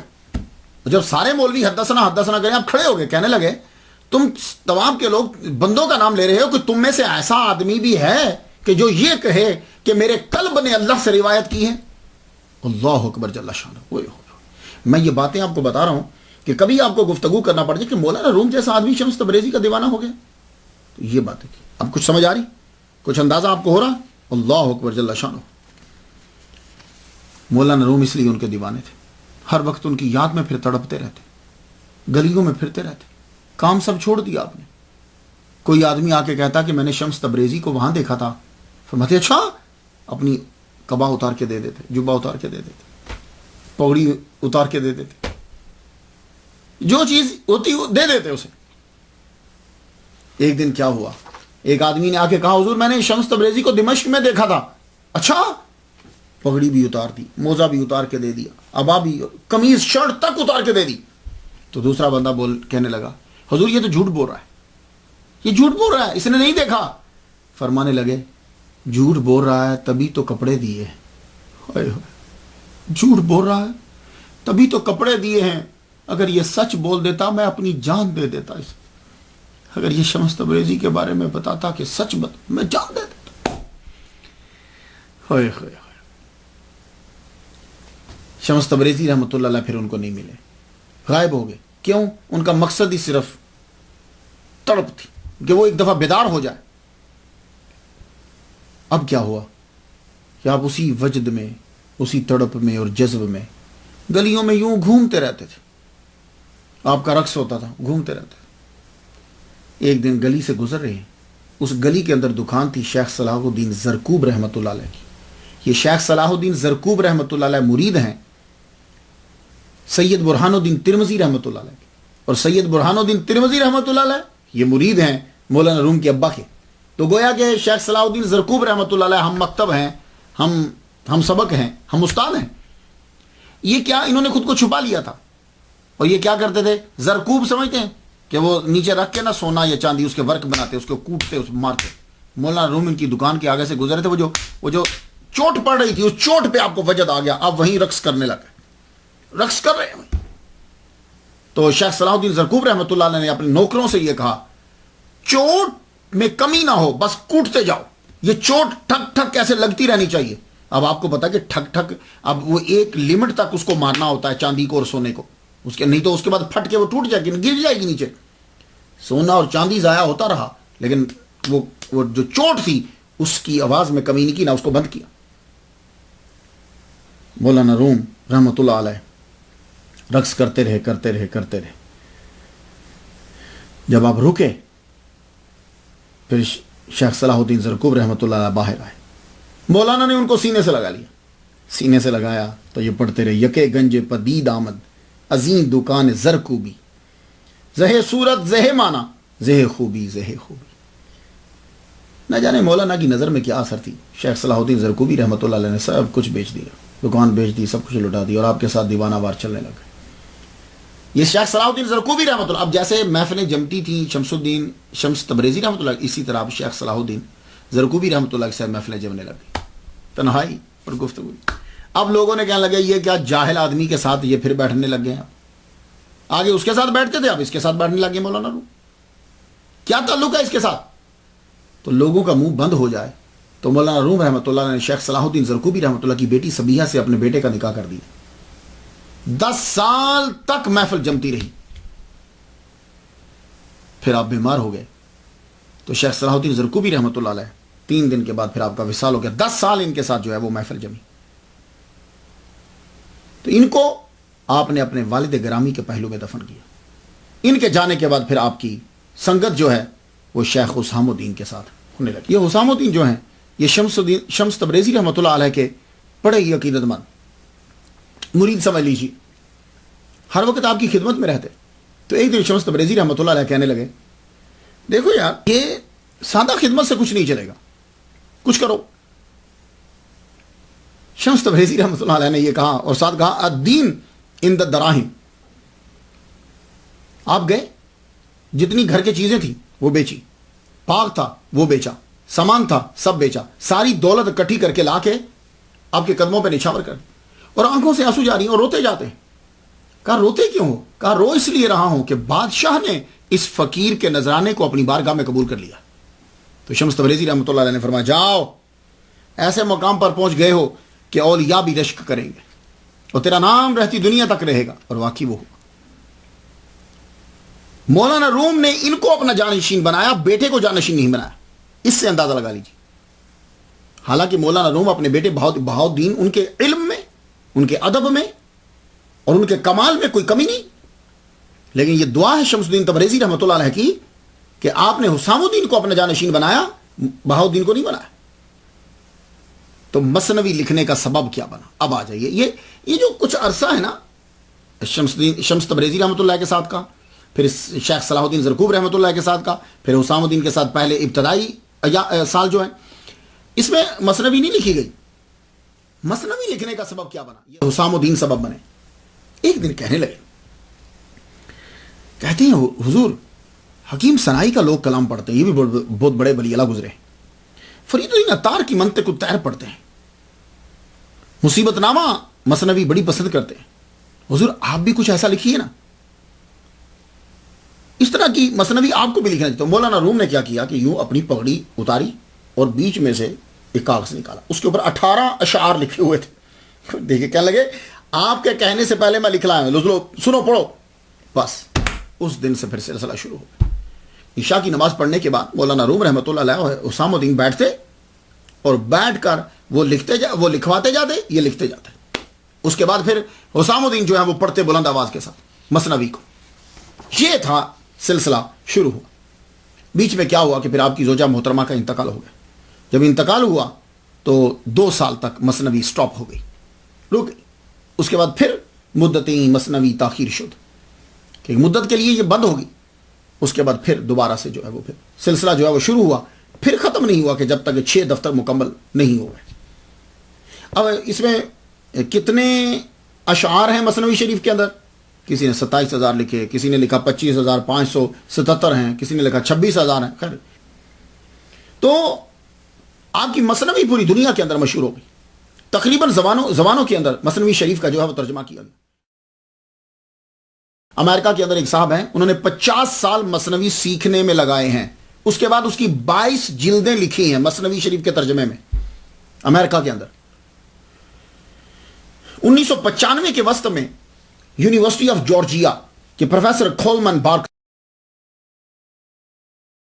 نے مولانا روم کی غزلوں کا ترجمہ کیا، یہ 1995 کے اندر۔ پھر اس کے بعد یوگا کے گرو اور ناول نگار نے 2000 کے اندر، سن 2000 کے اندر، یہ 2013 جا رہا ہے، 2000 کے اندر دیپک چوپڑا اس کا نام ہے، ہالی ووڈ کے ممتاز گلوکاروں کے ساتھ مل کر اس میں میڈونا بھی ہیں، فلپ مارٹن چین بھی ہے، جیسے اور بھی لوگ ہیں، ساروں نے مل کر پھر پہلے اس نے سادہ لینگویج میں اس کا ترجمہ کیا، یہ جو عام یہاں بولی جاتی ہے، آپ کو پتا کہ یہاں کی انگلش ذرا تھوڑی سی ڈفرینٹ ہے۔ ترجمہ کرنے کے بعد اس کو پھر گایا انہوں نے، وہ ایک CD بنائی گئی، تو ہالی ووڈ کے اداکاروں نے جب وہ سی ڈی جو ہے وہ گائی تو اس کا نام رکھا گیا، وہ جو سی ڈی تھی گفٹ آف لو. یہ گفٹ آف لو جو ہے یہ اب پھر لوگوں کے گھروں تک پہنچی. تو مولانا روم جو ہے امریکہ کے اندر ہالی ووڈ کے ذریعے سے داخل ہو گئے. لوگوں نے جب ان کو سنا تو پاگل ہو گئے. تو آپ جانتے ہیں کہ 2007 کو یہ جو 2007 گزرا یونیسکو کی طرف سے مولانا روم کا سال قرار دیا گیا، اور یونیسکو نے انٹرنیشنل کانفرنس کروائی مولانا روم کے اوپر. افغانستان سے، ایران سے، ترکی سے بڑے بڑے اسکالر منگوائے گئے، انٹرنیشنل سما ہوا. تو 2007 کو امریکہ، اور امریکہ کے اندر سب سے زیادہ بکنے والا جو شاعر ہے وہ مولانا روم ہے. یہ سب سن لیجیے اب کہ سب سے زیادہ جس شاعر کو خرید کے پڑھا جاتا ہے وہ مولانا روم ہے امریکہ کے اندر.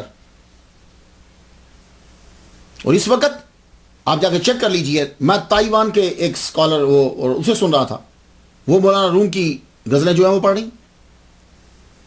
تعجب کی بات یہ ہوتی ہے کہ جو ہمارے لوگ ہیں ہم انہیں نہیں پڑھتے، دوسرے لوگ ان کو پڑھتے.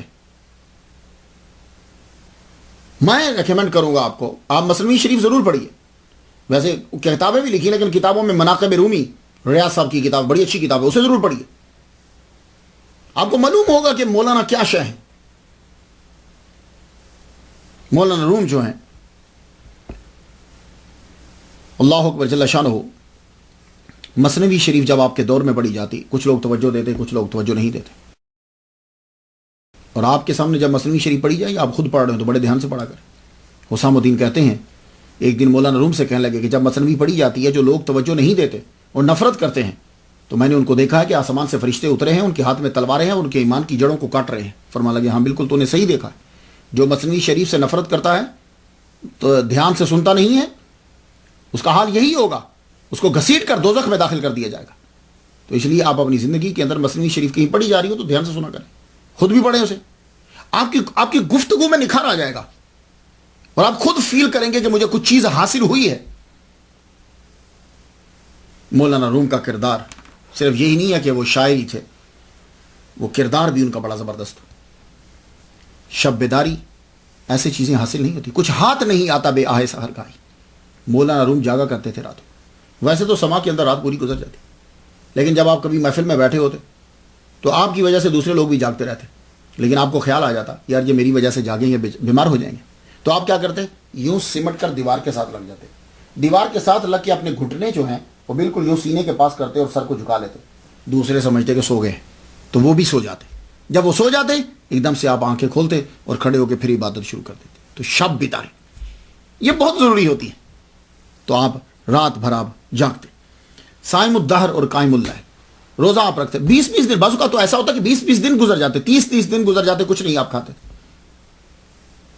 کیونکہ آپ کا یہ قول ہے، آپ فرماتے تھے کہ آدمی کے پیٹ میں سانپ ہوتے ہیں، ایک لقمہ کم کرے گا تو 1000 سانپ مر جائیں گے، 2 لقمے کم کرے گا تو 2000 سانپ مر جائیں گے، 3 لقمے کم کرے گا تو 3000 سانپ مر جائیں گے، اور اگر 1 لقمہ ایکسٹرا کھاتا ہے تو 1000 سانپ اور پیدا ہو جائیں گے. اس طرح سمجھایا آپ نے. تو آپ فرماتے ہیں کہ میرا جو پیٹ ہے، میدا کیسے ہوتا ہے؟ کہنے لگے دیکھو جب آپ اپنے سٹمک کو بھر لیتے ہو تو پھر تم سست ہو جاتے ہو. وہ کیسے؟ کہتے ہیں کہ سٹمک اس طرح ہے جیسے ایک جانور اور جانور کی کمر اور کمر پوری زخمی. تو جب کسی جانور کی کمر زخمی ہو، جیسے آپ کو میں مثال دیتا ہوں گھوڑے کی کمر زخمی ہو، آپ اس کے اوپر سامان لاد دیں تو کیا ہوگا؟ اس کی رفتار سلو ہو جائے گی. تو سٹمک بالکل اسی طرح ہے جیسے گھوڑے کی کمر یا جانور کی کمر اور زخمی ہو اور اس کے اوپر کھانا ڈال دو تو تم سست ہو جائے گا. تو آپ صائم الدہر اور قائم اللہ، رات کو کھڑے رہتے اور دن کو آپ روزہ رکھتے، اور عشاء کی نماز کے بعد کھڑے ہو جاتے عبادت کے لیے. بعض اوقات ایسا ہوتا پوری ایک رکعت کے اندر پوری رات گزر جاتی.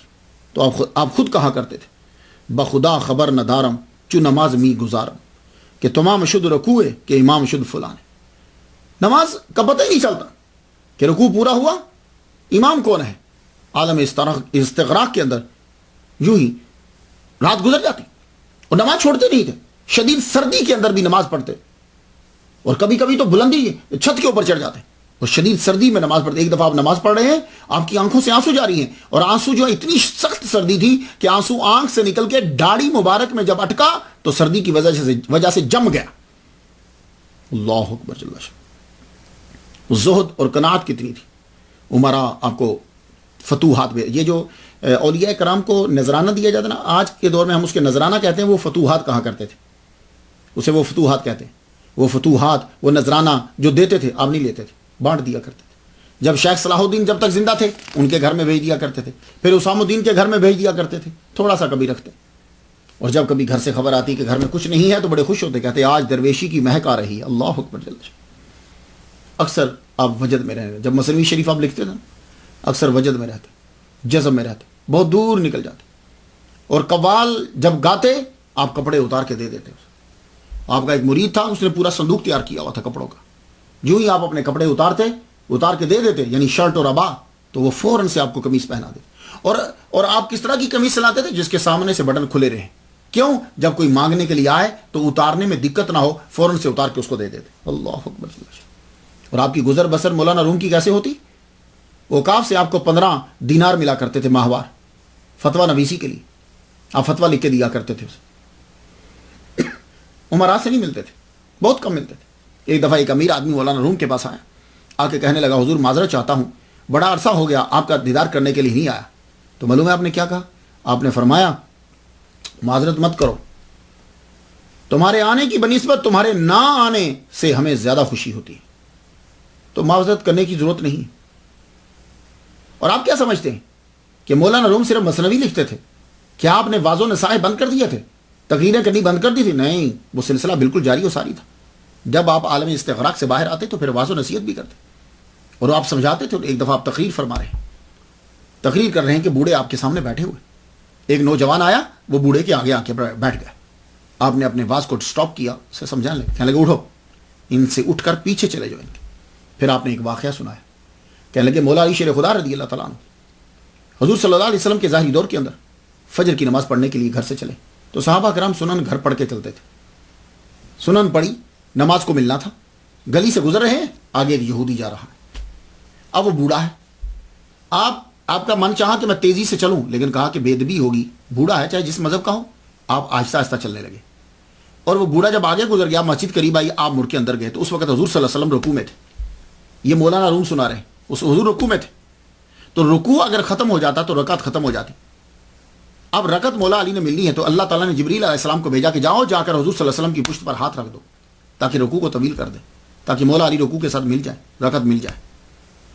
کیوں؟ اس لیے کہ مولانا روم فرماتے ہیں کہ فجر کی پہلی رکعت کو پانا 100 سال کی عبادت سے افضل ہے. تو مولا علی 100 سال کی عبادت کو مس نہیں کرنا چاہتے. تو حضور صلی اللہ علیہ وسلم نے رکوع طویل کر دیا, مولا علی نے رکوع کو پایا, رکعت مکمل ہوئی. بعد میں حضور صلی اللہ علیہ وسلم نے پوچھا جبریل سے, کیوں رکوع کیوں لمبا کروایا؟ کہا یا رسول اللہ, مولا علی نے ایک بوڑھے کی عزت کی تھی, اس کی وجہ سے اللہ نے کہا کہ ان کو کہو کہ رکوع لمبا کر دیں تاکہ مولا علی رکعت کو پالیں. تو اندازہ کیجئے کہ جب ایک غیر مذہب بوڑھے کی عزت کرنے کا اتنا اجر ہے, تو جب ہم مسلمان کی عزت کریں گے بوڑھے کی تو کتنا اجر ملے گا. تو ایک عام بوڑھے مسلمان کی عزت کرنے کا اجر ہے, تو ہم اولیاء کرام کی توہین اور بے عزتی کرتے رہتے ہیں, ان کی عزت کرنے کا کتنا اجر ملے گا. تو مولانا روم واضح نصیحت بھی کرتے. اللہ بڑی بڑی کرامتیں ہیں آپ کی. میں گفتگو کو بڑا سمیٹ رہا ہوں, طویل نہیں کرنا چاہتا. کرامتیں آپ کی. دمشق میں ایک دفعہ جب شمس الدین تبریزی رحمۃ اللہ علیہ کو ملنے کے لیے جا رہے ہیں, آپ کی شہرت تو ہو چکی تھی نا, لوگ تو آپ کو جانتے تھے, آپ کے والد گرامی کے حوالے سے, اور آپ کو بھی خود بھی جانتے تھے. ایک جگہ آپ نے قیام کیا تو غار کے پاس قیام کیا, تو غار کے اندر بہت سے راہب تھے. راہب جانتے ہیں, عیسائیوں کے اندر جو لوگ ترک دنیا کر دیتے. بڑا کمال انہوں نے حاصل کر لیا تھا مجاہدوں سے. مولانا روم کے اوپر دبدبا اور اثر کرنے کے لیے باہر آئے, اور آ کے ایک لڑکے کو فضا میں کھڑا کر دیا. وہ فضا میں کھڑا ہوا, مولانا روم نے یوں دیکھا اور سر جھکایا, مراقبے میں یوں اپنے سر جھکا دیا. اب ظاہر ہے کہ ایک چیز دکھانی ہے تو ایک وقت ہوتا ہے, اب اس کو وہ نیچے لانے کی کوشش کریں, لڑکا نیچے ہی نہ آئے. راہب کہنے لگا نیچے آ جاؤ. کہنے لگا نیچے کیسے آؤں, لگتا ہے کسی نے میخیں گاڑ دی ہیں میرے جسم کے اندر, میں نیچے نہیں آ سکتا. اب وہ سمجھ کے چکر کیا ہے, مولانا روم کے قدموں میں گر گئے. کہنے لگے حضور بچے کی جان چلی جائے گی, اسے نیچے بلوائی. اب فرمایا کہ ایک شرط ہے, بچہ اوپر بلندی پہ کلمہ پڑھے اس کی نجات ہو جائے گی. اس نے اوپر ہی پڑھا لا الہ الا اللہ محمد رسول اللہ, دھرم سے نیچے گرا. راہبوں نے دیکھا, انہوں نے بھی کلمہ پڑھ لی. کہنے لگے ہم آپ کے ساتھ جائیں گے. آپ نے فرمایا نہیں، تم یہیں رکو، اپنے علاقے کے اندر تبلیغ کرو، تم میرے ساتھ نہ جاؤ. یہ مولانا روم کی کرامت ہے. اللہ اکبر جل شان. مولانا روم کے نکات بھری پڑی ہے مثنوی، خدا قسم میں کہوں گا کہ آپ ضرور پڑھیے اسے، بھری پڑی ہے. میں چند باتیں بتا دوں آپ کو. مولانا روم ایک بندے سے کہنے لگے کہ بتا تجھے دولت سے پیار ہے کہ گناہ سے؟ کہنے لگا جی مجھے گناہ سے نفرت ہے. جس سے بھی آپ پوچھیے وہ کہے گا جی مجھے گناہ سے نفرت ہے. مان لگے اچھا تجھے گناہ سے نفرت نہیں ہے، تجھے گناہ سے پیار ہے. کہنے لگا جی وہ کیسے؟ فرمان لگے تو اپنی زندگی مال اکٹھا کرنے میں لگا رہا ہے، ہر طرح سے تو مال اکٹھا کر رہا ہے، تو مال یہیں رہ جائے گا، اور جو تو جرم کر کے مال کما رہا ہے اس کا گناہ تیرے ساتھ جائے گا. تو جو آدمی جس چیز کو ساتھ لے کر جاتا ہے اسی سے تو پیار ہوتا ہے، تبھی تو ساتھ لے کے جا رہا ہے. تو دولت یہاں چھوڑ جا رہا ہے اور گناہ ساتھ لے کے جا رہا ہے، تو پتہ چلا تجھے گناہ سے پیار ہے. ایک دم سے اس کی آنکھ کھل گئی. ایک دفعہ گفتگو چل پڑی. کہنے لگے ہر جانور اللہ تعالیٰ کی تسبیح بیان کرتا ہے، اس کی ایک آواز ہے اپنی، وہ اپنی آواز میں تسبیح بیان کرتا ہے. لیکن اللہ تعالیٰ نے گدھے کی آواز کو بری آواز کیوں کہا؟ ان انکر الاصوات، برا کیوں کہا؟ بندے چپ ہو گئے. آپ نے فرمایا سنو، اس کی آواز کو برا اس لیے کہا گیا کہ وہ دو ریزن سے بولتا ہے، یا تو اس کو بھوک لگی ہو یا جمع کی طلب ہو. تو گویا کہ وہ حلق اور فرج کا غلام ہے، اس لیے اس کی آواز کو بری آواز قرار دیا. کیا گہرائی اور گہرائی ہے. اور مولانا روم اپنے مریدوں کا بڑا خیال رکھتے تھے. لوگ ان کے مریدوں کی آگے شکایت کرتے، آپ کا مرید ایسا ہے، آپ کا مرید ایسا ہے، آپ کا مرید ایسا ہے. فرمان لگے سنو، اگر ہمارے مرید نیک ہوتے تو ہم نہ ان کے مرید ہو جاتے. وہ ہمارے مرید اسی لیے تو بنے ہیں کہ وہ نیک نہیں ہیں. اور سنو، جب تک خدا ضامن نہیں ہو جاتا کہ میں ان پر رحمت نازل کروں گا اور ان کے گناہ معاف کر دوں گا، روم اس وقت تک، مولانا اس وقت تک ان کو مرید نہیں کرتا. اللہ اکبر. اور آپ اپنے مریدوں کا بڑا خیال رکھتے تھے. آپ کے مدرسے کے قریب ہی ایک مرید تھا آپ کا، اس کی دکان تھی، وہ تجارت کرتا تھا. آگے مولانا روم سے کہنے لگا حضور میں جانا چاہتا ہوں مصر، میں ذرا تجارت کروں، مال پتہ چلا کہ بڑا سستا مل رہا. فرمایا لگے مت جانا. لیکن جوان ہوتے ہیں کہاں سمجھتے ہیں، چپکے سے نکل گیا. انطاکیہ سے اس نے کشتی لی، اور جب بیٹھا فرنگیوں نے پکڑ لیا. فرنگیوں نے جب پکڑا تو کنویں میں قید کر دیا. 40 دن تک روتا رہا. اور مولانا روم کو یاد کرے، یا حضرت مولانا، یا حضرت مولانا یاد کرے اور روئے. 40ویں دن مولانا خواب میں تشریف لائے. فرمایا کہ سن، صبح فرنگی آ کے تم سے جو پوچھے تو کہا تم نے ہاں کرنی ہے نہ نہیں کرنی. اس کے بعد ہم تو کرتے جانا، ہم تیری رہنمائی کریں گے. 40ویں دن صبح واقعی ایسا ہوا. اب وہ انتظار کرنے لگا ابھی تعبیر نکلے. سپاہی آئے، آ کے کہنے لگے او بھائی تم کچھ طب جانتے ہو، تمہیں پتہ ہے علاج کیسے کرتے ہیں؟ اس نے کہا ہاں میں جانتا ہوں طب، مجھے باہر نکالو. انہوں نے باہر نکالا، غسل کروایا، اچھے کپڑے پہنوائے. کہنے لگے ہمارا سلطان بیمار ہو گیا ہے، تم اس کا علاج کرو. اب یہ مولانا کا مرید وہاں پہنچا. اب جو اس کے دماغ میں آئے اب وہ بتاتا جائے یہ لاؤ یہ لاؤ یہ لاؤ یہ لاؤ. وہ 7 قسم کے میوے ملا کر اس نے کہا ان کا عرق نکالو اب. اور ان کو پیسا گیا اور پھر جوس بنا کے وہ اس کو دیا گیا. تو جب دیا گیا تو وہ بندہ ٹھیک ہو گیا. 3 دفعہ پلایا گیا تو سلطان ٹھیک ہو گیا. اس نے بڑے تحائف دیے، بڑا کچھ دیا. کہنے لگا یہ سب میرے مرشد کا کمال ہے اور میرے مرشد کی نظر ہے، مجھے جانے دو. کہنے لگے تیرے مرشد کون ہے؟ پھر اس نے سارا واقعہ سنایا. تو سلطان نے اسے بھی چھوڑ دیا اور وہاں سے تحائف جو ہیں وہ مولانا کے لیے روانہ کیے. مولانا جانوروں پر بھی بڑا رحم فرماتے، ایسے اللہ تعالیٰ نے ان کو درجہ عطا نہیں فرمایا. شیخ نفیس الدین رحمۃ اللہ علیہ ان سے ایک دن کہنے لگے جاؤ یار ذرا 2 درہم کا کوئی اچھا سا کھانا تو لے آؤ. پوری تشت بنی ہوتی ملتی. وہ گئے تو ان کو 1 ہی درہم میں ایک تھال مل گیا. وہ لے کر آئے، مولانا روم کو دیا. مولانا روم تھال پکڑ کے چل پڑے. شیخ نفیس الدین کہنے لگے میں چیک تو کروں کہ لے کے کس کے گھر جاتے ہیں، کس کو دیتے ہیں. کہنے لگے میں دبے پاؤں پیچھے پیچھے چلنے لگے. مولانا روم گئے، دور جا کر ویرانے میں کتیا کے آگے جا کے تھال کو رکھ دیا اور وہ کھانے لگ گئی. آپ پھر وہاں سے جب پلٹے تو آپ نے مجھے محسوس کیا میرا. تو فرمان لگے نفیس میں 7 دن سے یہاں آ رہا ہوں، یہ بیچاری چل نہیں سکتی، اس نے بچے دیے ہیں تو میں اس کے لیے یہاں کھانا لاتا ہوں. اللہ اکبر. بچوں سے بھی شدید مولانا روم محبت فرماتے. ایک دفعہ رستے میں جا رہے ہیں، سارے بچے کھیل رہے تھے، ایک دم سے مولانا آگے مولانا آگے مولانا آگے. سب لوگ جو ہیں تو وہ بچے جھک جھک کے سلام کرتے، آپ بھی ان کو جھک کے سلام کرتے. دور ایک بچہ تھا، اس نے دیکھا، کہنے لگا رکیے رکیے میں نے بھی سلام کرنے آنا ہے. جب تک وہ بچہ آ نہیں گیا آپ وہیں رکے رہے. اللہ اکبر جل شانہ۔ مولانا روم فرماتے تھے شراب حرام ہے۔ اس کے ضمن میں ایک بڑا زبردست بات بیان کرتے، کہتے ہیں کہ با یزید بستامی رحمۃ اللہ علیہ کہا کرتے تھے میں حضور صلی اللہ علیہ وآلہ وسلم پر اس لیے ایمان نہیں لایا کہ آپ نے چاند کو 2 ٹکڑے کر دیا، میں اس لیے ایمان نہیں لایا کہ پتھر آپ کے ہاتھ میں بولتے تھے، میں اس لیے ایمان لایا ہوں کہ حضور صلی اللہ علیہ وآلہ وسلم نے شراب جیسی خبیث چیز کو حرام قرار دے دیا۔ لو سن لو، اس زاویے سے کبھی نکتہ سنا آپ نے؟ یہ مولانا روم فرما رہے ہیں کہ کمال حکمت سے شراب کو حرام قرار دے دی۔ مولانا روم نماز کی تلقین کیا کرتے تھے، فرماتے تھے نماز پڑھا کرو، خود بھی سردی میں بھی تہجد ادا کرتے، چاش شروع کرتے زوال تک پڑھتے رہتے، چاش کو اتنا لمبا پڑھتے آپ، اور کہا کرتے تھے کہ سجدہ کیا کرو، دولت، عزت، اولاد اور دوستوں میں برکت ہوتی ہے نماز کی وجہ سے، اگر تم نماز پڑھو گے اللہ تعالیٰ برکت دے گا تمہیں، تمام مقاصد جو ہیں تمہارے پورے ہوتے ہیں، جو نماز میں کوشش کرے گا جو چاہے گا وہ پائے گا۔ کوئی پرندہ بے نماز کے گھر سے گزرتا ہے تو گرفتار ہو جاتا ہے۔ اللہ اکبر جل شانہ، یعنی ان کے نزدیک وہی پرندہ پھنستا ہے اور مرتا ہے جو بے نماز کے گھر کے اوپر سے گزرتا ہے۔ تو جب پرندے کے اوپر اتنی نحوست پڑتی ہے تو اس بندے کا اپنا عالم کیا ہوگا جس نے نماز نہیں پڑھی۔ مولانا جو ہے وہ سما کے بڑے دل دادا، اور سما بھی بالکل ڈیفرنٹ ٹائپ کا ہے، اور اس سما کو دیکھنے کے لیے لوگ دور دراز سے آتے ہیں۔ شمس الدین تبریزی رحمۃ اللہ علیہ نے مولانا کو رقص جو ہے وہ سکھایا۔ آپ گھومتے، لوگ کہتے ہیں یہ کیا ہے؟ آپ فرماتے میرے پیر کا بتایا ہوا مراقبہ ہے، ورلنگ، فرماتے میرے پیر کا بتایا ہوا مراقبہ ہے۔ پھر یہ سما باقاعدہ ہونے لگا، جو آپ کی شہرت بڑھی، لوگوں نے عقیدت بڑھائی تو سما کی محفل بھی ہونے لگی۔ تو آپ کے دور میں سما کی محافل یوں ہوتی تھی جیسے آج کل جلسے نہیں ہوتے، محفل نعت، میلاد، جلسے آپ نے دیکھے ہوگے، کانفرنس، اس طرح لوگ محفل سما کرواتے تھے، ایون کہ وزیر اور لوگ بڑے بڑے مخالف بھی تھے، کچھ فتوے بھی دیتے تھے، لیکن باقاعدہ مولانا سما ہوتے، اور عورتوں کی محفل میں بھی بعض اوقات سما ہوتے۔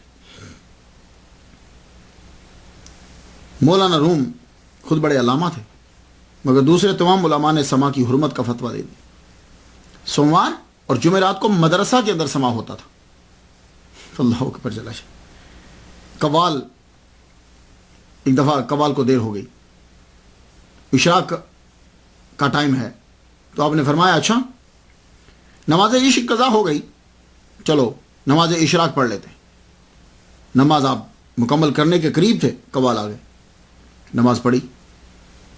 آپ کے نزدیک سما جو ہے یہ نماز باطنی ہے، وہ آپ ہی کا سما ہے، یہ بات یاد رکھیے۔ کچھ چیزیں اس بندے کے لیے ہی ہوتی ہیں، یا وہ ایک خاص ادا ہوتی ہے اس کی۔ مولانا روم کے سما کے اوپر اب وہی گفتگو کرے کہ جو مولانا روم کے مرتبے سے زیادہ بڑھ گیا ہو، وہ بڑھے۔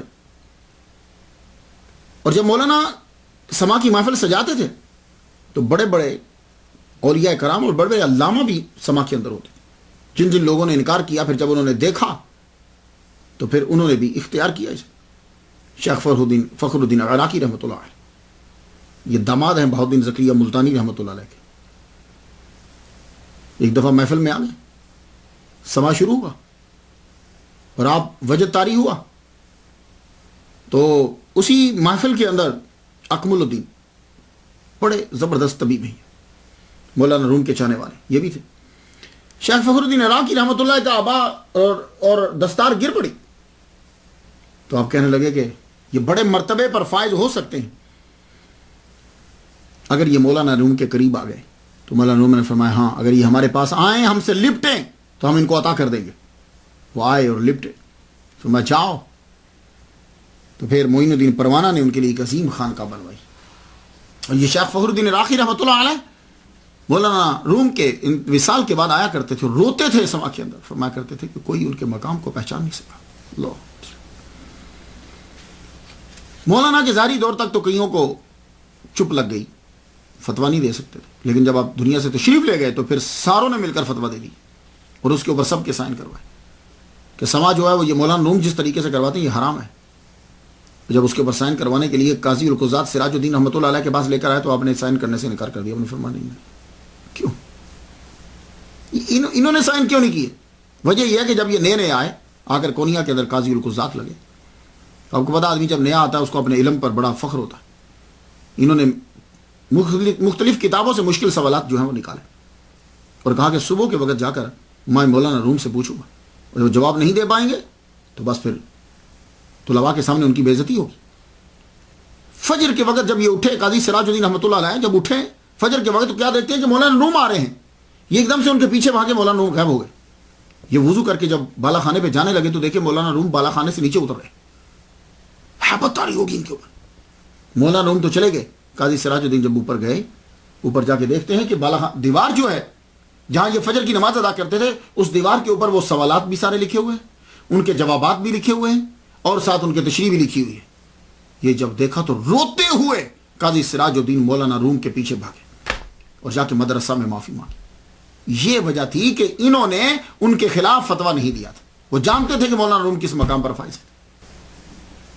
مولانا روم جب سما میں ہوتے آپ پر جذب کی کیفیت طاری ہوتی تو آپ زور زور سے پاؤں زمین کے اوپر مارتے اور پڑھتے اللہم صلی علی محمد وعلی آل محمد وبارک وسلم. اور آج بھی سما ہوتا ہے. پوری دنیا سے لوگ جو ہیں وہ سما سننے کے لیے جاتے ہیں. مختلف جگہ بنی ہیں اور اس سما کے اندر بانسری, اسے ڈیوائن بریتھ کہا جاتا ہے. پھر رباب ہوتا ہے. رباب اس کے رباب کیا ہے؟ رباب کی آواز کے اوپر جو ہے وہ آپ کو وجد آ جاتا تھا. تو لوگ پوچھتے تھے آپ کو وجد کیوں آتا ہے, یہ کیا وجہ ہے؟ فرمان لگے اس کی آواز سے جنت کے دروازے کی آواز آتی ہے. تو کسی نے کہا جی ہمیں تو ایسی کیفیت طاری نہیں ہوتی. فرمان لگے ہاں تم پر اس لیے نہیں ہوتی کہ تمہیں دروازے کے بند ہونے کی آواز آتی ہے, ہمیں اس کے کھلنے کی آواز آتی. تو یہ جو رباب ہے سچ میدانی چیم گوید رباب سے اشک کے چشم واز جگر ہائے کباب. تو تربیت یافتہ جو درویش ہیں وہ اس کے اوپر رقص کرتے ہیں. ایک ہاتھ ان کا اوپر ہوتا ہے اور ایک ہاتھ نیچے ہوتا ہے. ایک ہاتھ اوپر اور ایک ہاتھ نیچے. یہ سمبل ہے. یہ ہاتھ آسمان کی طرف ہے اور یہ ہاتھ زمین کی طرف. یوں پھر وہ رقص کرتے ہیں. گویا کہ اوپر سے لے رہے ہیں نیچے تقسیم کر رہے ہیں. اور آخر میں قرآن مجید کی تلاوت کی جاتی ہے, خاص طور پر سورہ بقرہ کی آیت نمبر 115. پھر اس کے بعد سب کے لیے دعا مانگی جاتی ہے. فاتحہ ہوتی ہے. تو فاتحہ تو ترکی کے اندر ہر نماز کے بعد ہوتی ہے. 672 میں کونیا میں زلزلہ آیا, بہت زلزلہ آیا. 40 روز تک زلزلے کے جھٹکے محسوس ہوتے رہے. لوگوں نے آ کے مولانا روم سے کہا حضور دعا کیجیے. فرمان لگے زمین جو ہے وہ لقمہ تر مانگتی ہے. کیا مطلب؟ اب ہم جانا چاہتے ہیں. آپ بیمار ہوئے, علالت طویل ہوئی, لوگوں کو وصیت کرنے لگے. حکماء اطباء نے مل کر کوشش کی لیکن آپ نے فرمایا کہ نہیں اب ہم بچیں گے نہیں, ہمیں جانے دو. آپ کی زوجہ نے آ کے یہ کہا کہ اللہ سے دعا کرو کہ اللہ تعالیٰ آپ کو زندگی دے دے. فرمان لگے کیا ہم چور ہیں؟ ہم نے کسی کا سامان چرایا ہے؟ تم ہمیں اپنے محبوب سے کیوں نہیں ملنے دیتے؟ وہ تو چور ہیں کہ جو حاضر نہیں ہوتے. ہم چور نہیں ہیں, ہم جائیں گے. اب جب طبیعت معلوم ہوا کہ اب سنبھلے گی نہیں تو لوگوں نے آ کے پوچھا کہ آپ کے بعد آپ کا جانشین کون بنے گا؟ تو آپ نے فرمایا حسام الدین. 3 بار سوال کیا گیا, تینوں بار آپ نے کہا حسام الدین. کسی نے کہا حضور بہاؤدین کے بارے میں کیا خیال ہے؟ تو آپ نے فرمایا وہ پہلوان ہے, اس کو وصیت کی ضرورت نہیں. آفرین ہے بیٹے کے اوپر بھی. جب تک حسام الدین رہے ان کی خدمت کرتے رہے اور وہ ان کی خدمت کرتے رہے. ان کے بعد پھر بہاؤدین جو ہے وہ جانشین بنے. 1273 مغرب کے وقت آپ کا وصال ہو گیا. صبح کے وقت جنازہ اٹھا. جنازہ چلتے چلتے شام کے قریب وقت آ گیا. 6 تابوت جو ہیں وہ ٹوٹ گئے. اتنا رش تھا. مجوسی, عیسائی, یہودی, مسلمان سب لوگ جو ہیں وہ شامل ہوئے جنازے کے اندر. اللہ. اور آپ کا جنازہ شیخ صدر الدین پڑھانے کے لیے آگے بڑھے تو غش کھا کے غم سے بے ہوش ہو کے گر پڑے. پھر آپ کا جنازہ قاضی القضات سراج الدین رحمۃ اللہ علیہ نے پڑھایا آپ کا جنازہ. اور آپ کو دفنایا گیا کہ جہاں سلجوق کا باغ تھا, وہ باغ پھولوں کا باغ تھا, وہاں آپ کے والد گرامی کی پہلے قبر تھی, وہاں آپ کو جو ہے دفنا دیا. آج اگر آپ جائیں 17 دسمبر کو عرس لگتا ہے, اسے شب عروس کہتے ہیں. دنیا دراز سے لوگ جو ہیں وہ جاتے ہیں. 70,000 کے قریب ان کی تعداد ہوتی ہے. اور یہ سلسلہ چلتا رہا تاکہ کہ 1925 میں انقلاب آ گیا. اتا ترک جو ہے وہ آیا, اس نے آ کر اسلام کی ساری چیزوں کو ختم کر دیا. ٹائٹل جتنے تھے لوگوں کے, جو بھی اسلام سے ریلیٹڈ چیزیں تھیں سب کی سب اس نے ختم کر دی. اسی کے انڈر میں, اس لا کے نیچے یہ بھی آگے سب درویشوں کے ٹائٹل, درویشوں کا سلسلہ, یہ سارا کچھ ختم کر دیا. 2 سال تک یہ بند رہا. 1927 کے اندر جا کے اجازت دی گئی پھر کہ تم جو ہے 2 ہفتوں کے لیے یہ سلسلہ شروع کر سکتے. پھر وہ سما دوبارہ شروع ہوا. 1974 میں پہلی مرتبہ یہ گھومنے والے درویش جو ہیں یہ مغرب جانے کی ان کو اجازت ملی. 2007 میں یونیسکو نے مولوی سما کا اہتمام کیا اور 2007 کو مولانا رومی کا سال قرار دیا. 2007 کے اندر پورے ایران میں مولانا کا دن منایا گیا. یہ ابھی بیدار ہو رہے ہیں اسکولوں میں, کالجوں میں, یونیورسٹیز کے. افغانستان میں دھوم دھام سے ان کا دن منایا, کیونکہ افغانی یہ کہتے ہیں کہ یہ ہمارے ہیں, کیونکہ بلخ میں پیدا ہوئے, بلخ ہمارے اندر ہے. ایرانیوں کا ہے کہ ہمارے اندر ہے, فارسی بولتے ہیں. ترکیوں کا ہے کہ چونکہ مزار ان کا ہمارے اندر ہے, یہ ہمارے ہیں. مولانا روم سب کے. تو اب تو امریکی بھی دعویٰ کرنے لگے ہیں کہ مولانا روم ہمارے ہیں. اور یونیسکو نے ایک سکہ بھی جاری کیا, اس کے فرنٹ پہ مولانا روم کی تصویر ہے اور اس کے بیک کے اندر وہ سارا دیا گیا کہ ہم نے ایسا کیوں کیا. مولانا روم جب آپ جائیں, میں بھی ترکی میں گیا ہوں, میرے مرشد سید مدنی میاں بھی گئے ہیں.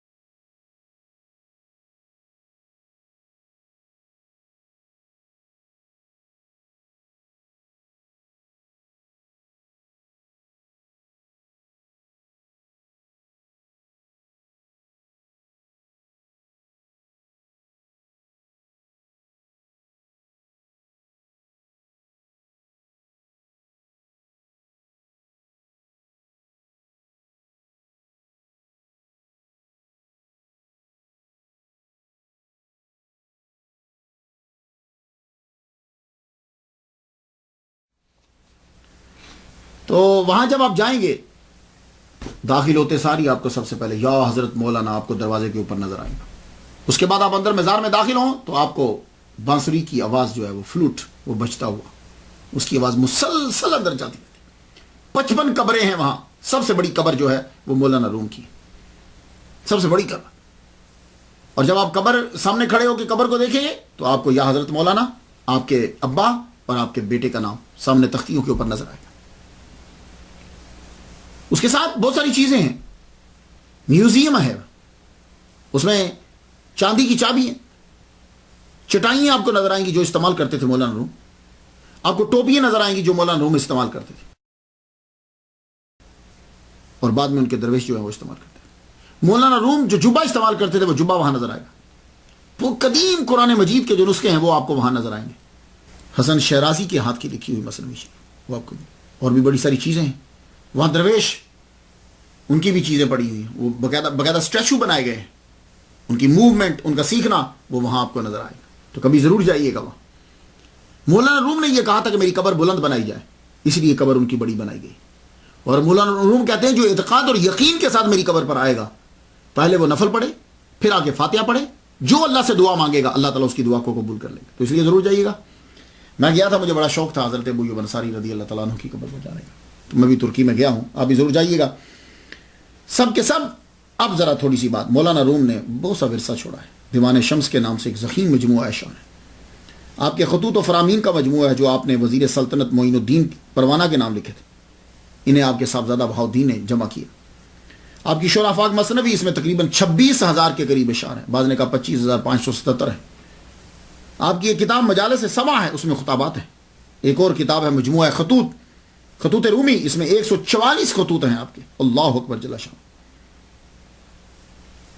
مولانا ویسے تو کچھ نام ہوتے ہیں کہ جو سب کے لیے استعمال ہو سکتے ہیں اور ہوتے ہیں, لیکن وہ نام کسی ایک کے لیے خاص ہو جاتا ہے.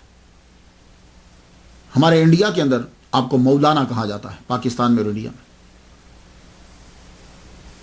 ترکی میں مولانا, مولانا، اور ایران میں آپ کو مولوی کہا جاتا.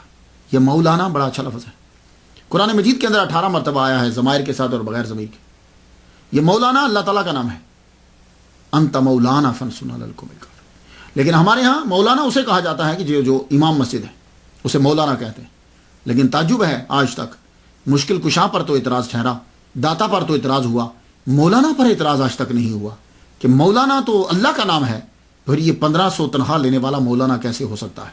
اس پہ آج تک اعتراض نہیں ہو سکتا. قرآن مجید کے اندر اللہ تعالیٰ نے جبریل علیہ السلام کو مولا کہا، حضور صلی اللہ علیہ وسلم کو مولا کہا، صالح مومنوں کو جو ہے وہ مولا کہا ہے اللہ تعالیٰ نے قرآن مجید کے اندر. تو یہ مولانا جو ہے، لیکن جب مولانا بولتے ہیں، ترکی کے اندر میں گیا ہوں تو مولانا جب بولیں گے تو مولانا پورے ترکی میں ایک ہی ہے، وہ مولانا روم ہے رحمۃ اللہ علیہ. ان کے نام کے ساتھ رومی لگتا ہے، مولانا رومی. یہ رومی کیوں لگتا ہے؟ وجہ یہ ہے کہ رومن امپائر کی جو حکومت تھی اس کے اندر یہ ترکی آتا تھا، یونان آتا تھا، یہ سارے علاقے آتے تھے. کون آہستہ آہستہ پھر یہ علاقے زوال جب آیا تو یہ چھن گئے، لیکن عرب والے اس کو روم ہی کہتے تھے. تو کونیا میں چونکہ مولانا روم رہتے تھے اس لیے ان کو مولانا رومی کہنے لگا. اور آپ کو بلخی بھی کہتے ہیں اس لیے کہ آپ بلخ میں پیدا ہوئے. بلخ افغانستان میں ہے اس لیے افغانی کہتے ہیں کہ مولانا روم جو ہیں وہ ہمارے. اور آپ صدیقی بھی ہیں، آپ کے نام کے ساتھ صدیقی لگتا ہے. مولانا جلال الدین حنفی صدیقی اس لیے کہ آپ کا شجرہ نسب حضرت ابوبکر صدیق رضی اللہ تعالیٰ عنہ سے جا کر ملتا. اور آپ حنفی بھی ہیں، مسلکن جو ہے وہ آپ حنفی ہیں. میں نے تو مولانا روم رحمۃ اللہ علیہ کی فلی فاتحہ پڑھ دی، ترکی جا کر بھی پڑھی ہے، یہاں بھی پڑھ دی ہے. اور آپ آخر میں یہ کہوں گا مناقب رومی اور مثنوی شریف اسے ضرور آپ پڑھیے، اور مثنوی شریف کا مطالعہ ضرور رکھیے اور بڑی عقیدت سے پڑھیے. پھر دیکھیے کہ اللہ تعالیٰ آپ پر کتنا کرم کرتا ہے. میں نے فاتحہ پڑھ دی ہے، آپ بھی ضرور فاتحہ پڑھیے. اللہ تعالیٰ ان کے قبر پر ہزاروں رحمتیں نازل فرمائے اور ہمیں بھی ان کے علم سے کچھ حصہ عطا فرمائے. وآخر دعوانا ان الحمد للہ رب العالمین.